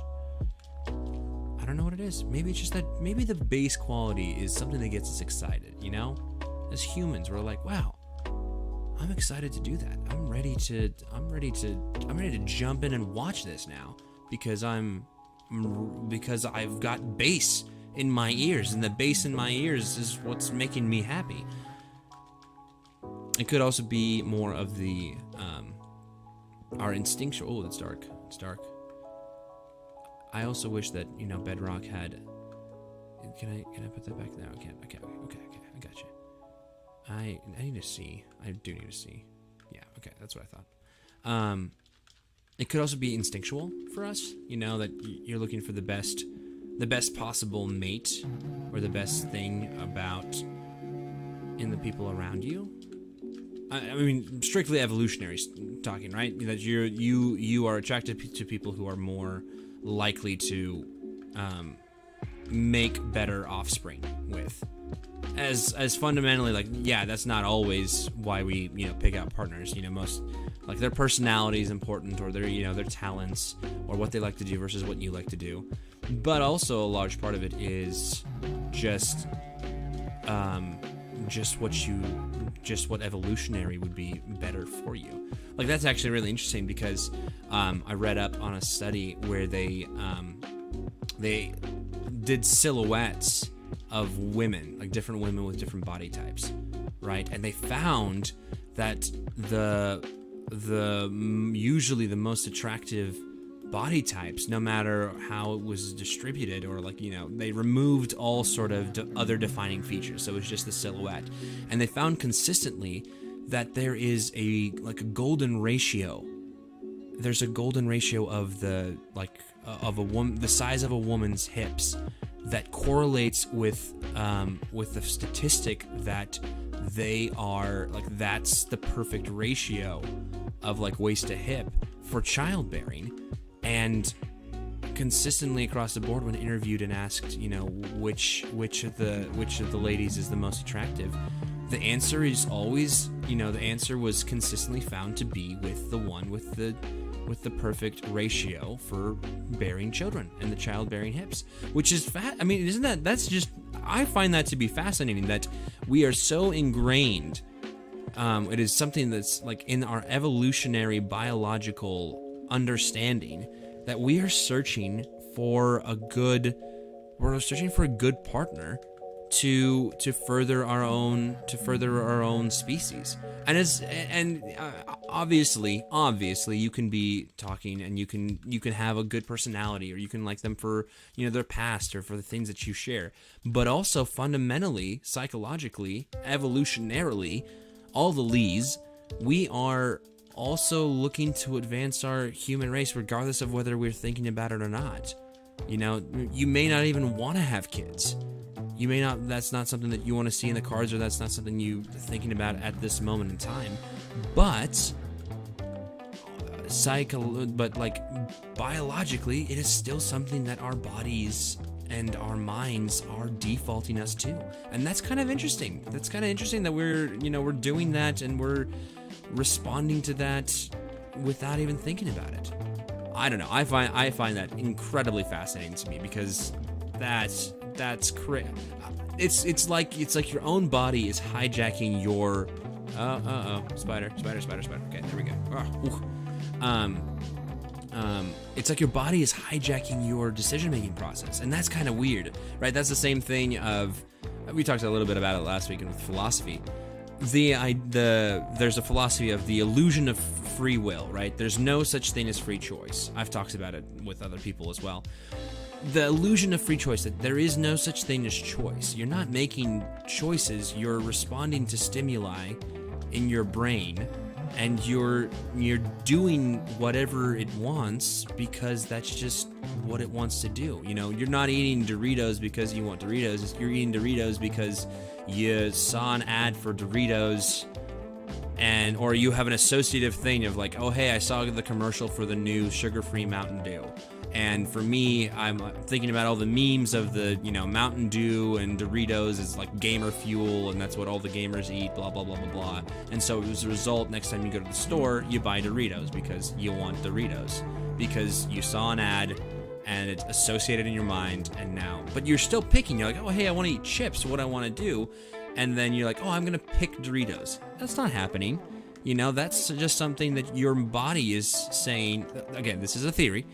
That your body is saying, no, we saw an ad on Mountain Dew, and that's what we're gonna, we want to be more of a gamer, so we're gonna pick Doritos. You may be thinking that you are picking that, but it could be just an automatic response from your body, which is fascinating. And that to me was terrifying when I first heard it and I first learned about it, because I want to feel like I'm in control. We like to feel that we're in control, and we don't want to feel like you know, something else is making decisions for us. Okay, so this is the same thing. It's just a circle.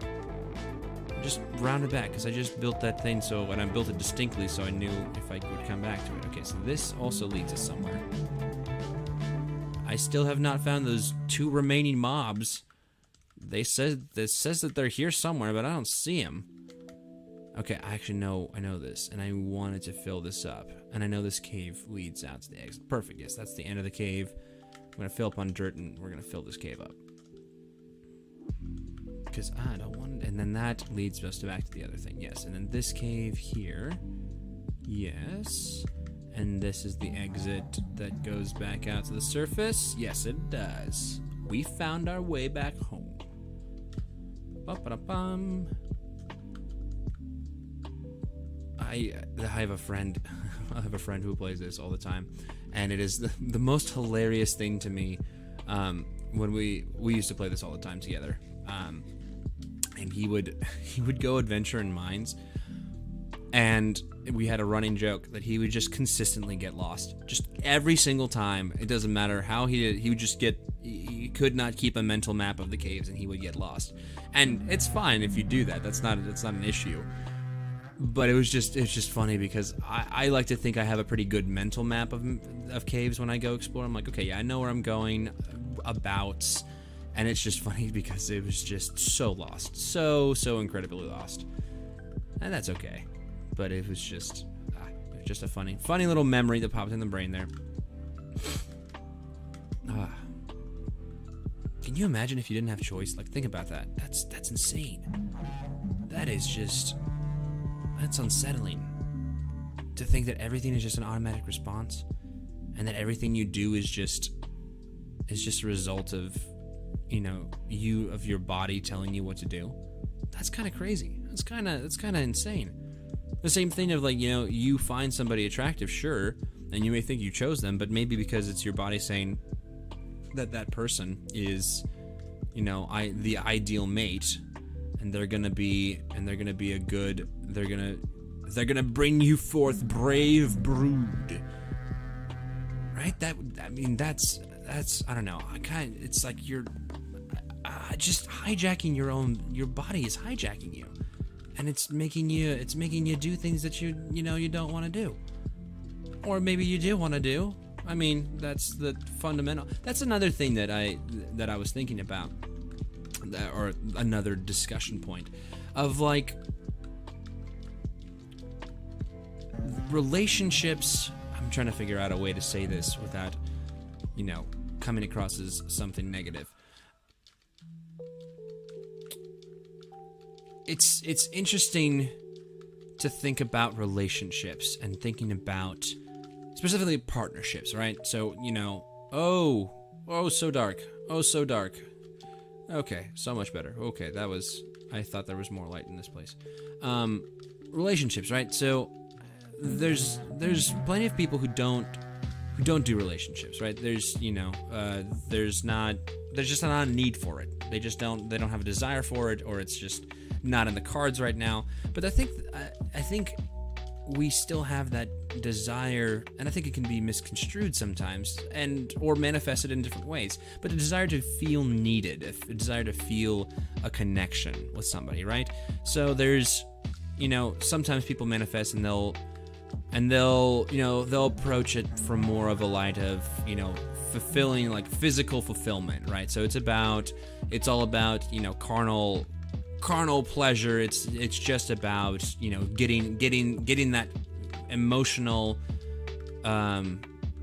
support from the physical plane. Sorry, I'm just making sure. It's like I need to fill this roof in. We'll continue. We'll do it one row at a time. All right, but there's people who seek out, you know, that confirmation through the use of, you know, physical stuff, or physical contact, physical fulfillment. And there's other people who, you know, will bounce through relationships or stay in bad relationships when it's not necessarily the healthiest. And I think that's all comes from the stemming need that we need to feel desired, that we need to feel needed, that we want to feel like we are getting validation. And sometimes, you know, sometimes it's I mean, this is a very personal subject for me because there's a kind of a double-edged quality to it, right? Because we understand that we as humans have that desire and need to be wanted and desired. We have the desire to feel desired. Look at that. We have a need to be desired. We have a need to be validated, and it's perfectly normal. It's a normal thing to want, and it's a normal thing to feel and to want to pursue.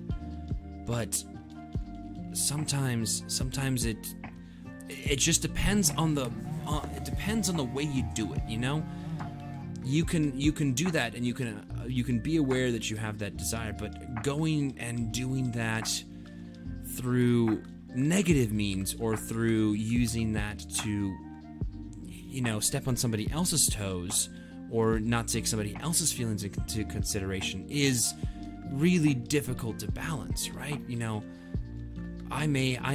that's kind of where, you know, that self-control, that human, you know, like I'm responsible for my actions comes into play, because you can't just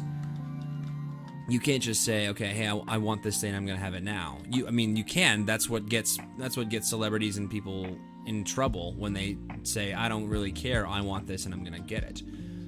But it all comes down to that desire that you want to feel important, that you want to feel validated.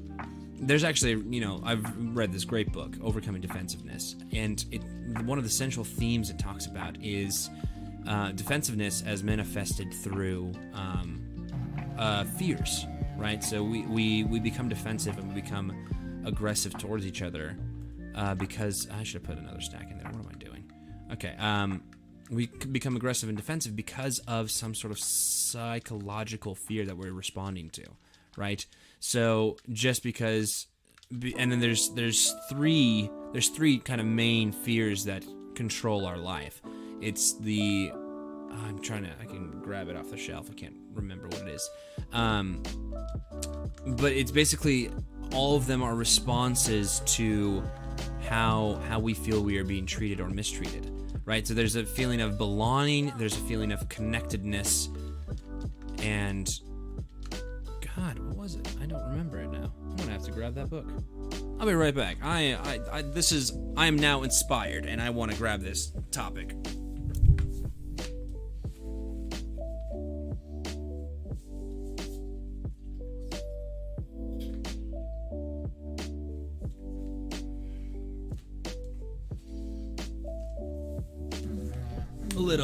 Little book report, little book reading we got going on here.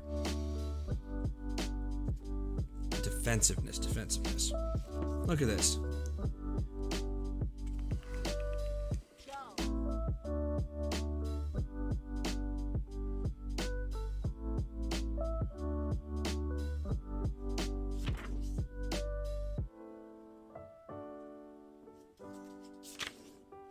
I think of that one.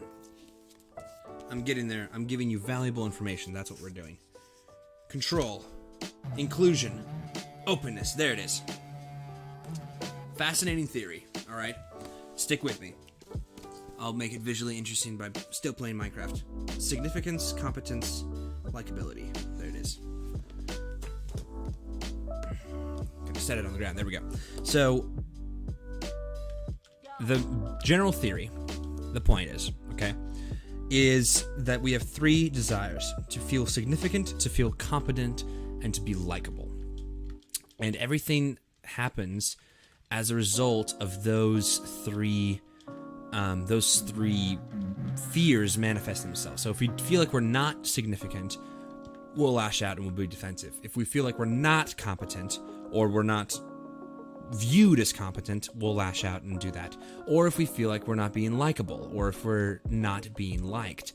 And so those three categories generate and, create so much of our fear and so much of our defensiveness. And that's interesting because that's a psychological driving force of who we are, is that we get this, we have these fears that people don't like us, or people don't think we're competent. So as a result, and the book is great because it breaks down these defensive qualities that people have. and it basically says, yeah, there's a point where when we get angry, and when we feel like we're gonna yell at people, that's because we are feeling like we're not in control, or we feel like we're losing control, and we are a person who needs high control. And they're not bad things. It's the book talks about which ones you value and which ones you have that actually end up being a problem for you. So, for instance, you can have different levels of each one. So if you can have people who have to have high control, right? So that's, for them, it is all about, they need to be the ones making the decision, and they need to be the ones who are gonna do this. Well, another person might have a very low control setting, right? So they are the person who doesn't want to make decisions. They just want to be told what to do, because they function better on a team if they do that. And so those, the difference in that identity of who you are as a person becomes important. So just because you are a person who likes to make decisions doesn't mean you need to force that on somebody else.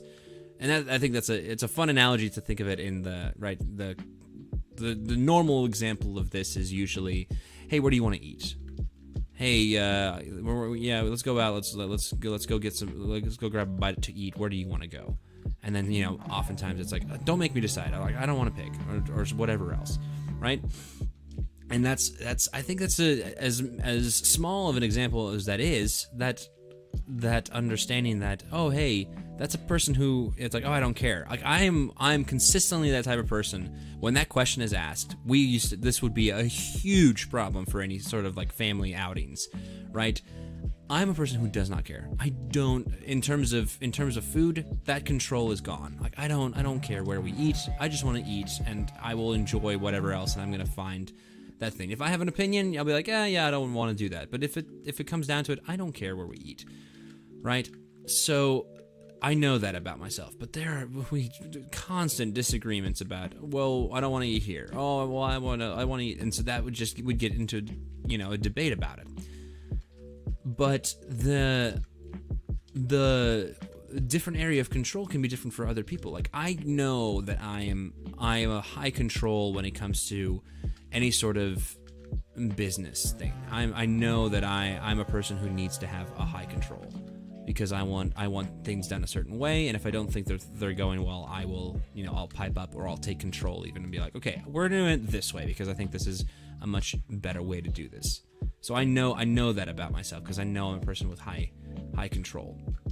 But I usually lash out for fear of competency, because I feel the most scared. Okay, that's enough light to see. Yeah. I am constantly doubting whether or not people are viewing me as competent, right? So that's one of the important things for me, is when people view me as competent. And I think a lot of my fears and a lot of my lashing out against people is when I know that they think I'm either incompetent, or they think I'm not performing to their standards, and that is what drives my fear and my lashing out. If I feel like somebody's like, oh, well, you don't think I'm good enough, or you don't think I'm da-da-da-da, and that's just a manifestation of, I don't think people are doing, I don't think people think I'm competent, not confident. So yeah, it's just an interesting theory to consider, about that everything kind of boils down to the same psychological principles, that people want to be liked, people want to feel competent, and people like to have a sort of a semblance of control at times, or low control. Everyone has something different. I'm out of dirt. And we are getting near to the end of this live stream, I think. It's been 2 hours. I think 2 hours is about a good, especially if you're trying to rewatch an entire live stream, 2 hours is about a good thing. If you go much longer, it would need to be something like an event or something else, I feel like. The longer the live stream, the more engagement you as the viewer need to engage. Does that make sense? I mean, like I feel like a 2 hour live stream is just the perfect amount. So let's get to a place, and we'll thank y'all for joining and for watching this great event. Let's just do a quick recap. So we did this. We spawn-proofed this platform, so there's gonna be no enemies here in sight. I'll probably work on developing some sort of middle section to go out there. We're plugging some holes up. I will let you know how that goes in the next one. Maybe next time we'll do something else and we'll create a better version either of this, or we'll do some design work in the Nether or something else. So thank you guys so much for tuning in. Thank you for joining this live stream. It's been very fun, very great, very nice to have you. We did so much work. This looks fantastic, looks amazing. Keep an eye on the channel. Here coming up probably either this week or next week, we'll have some more fun videos coming your way, maybe some recaps of the couple episodes that you missed if you don't want to watch the entire live stream. As always, thank you so much for coming. I'll catch you on the flip side, and I'll see you when I see you. This is Mike with Brotherland Games, signing off.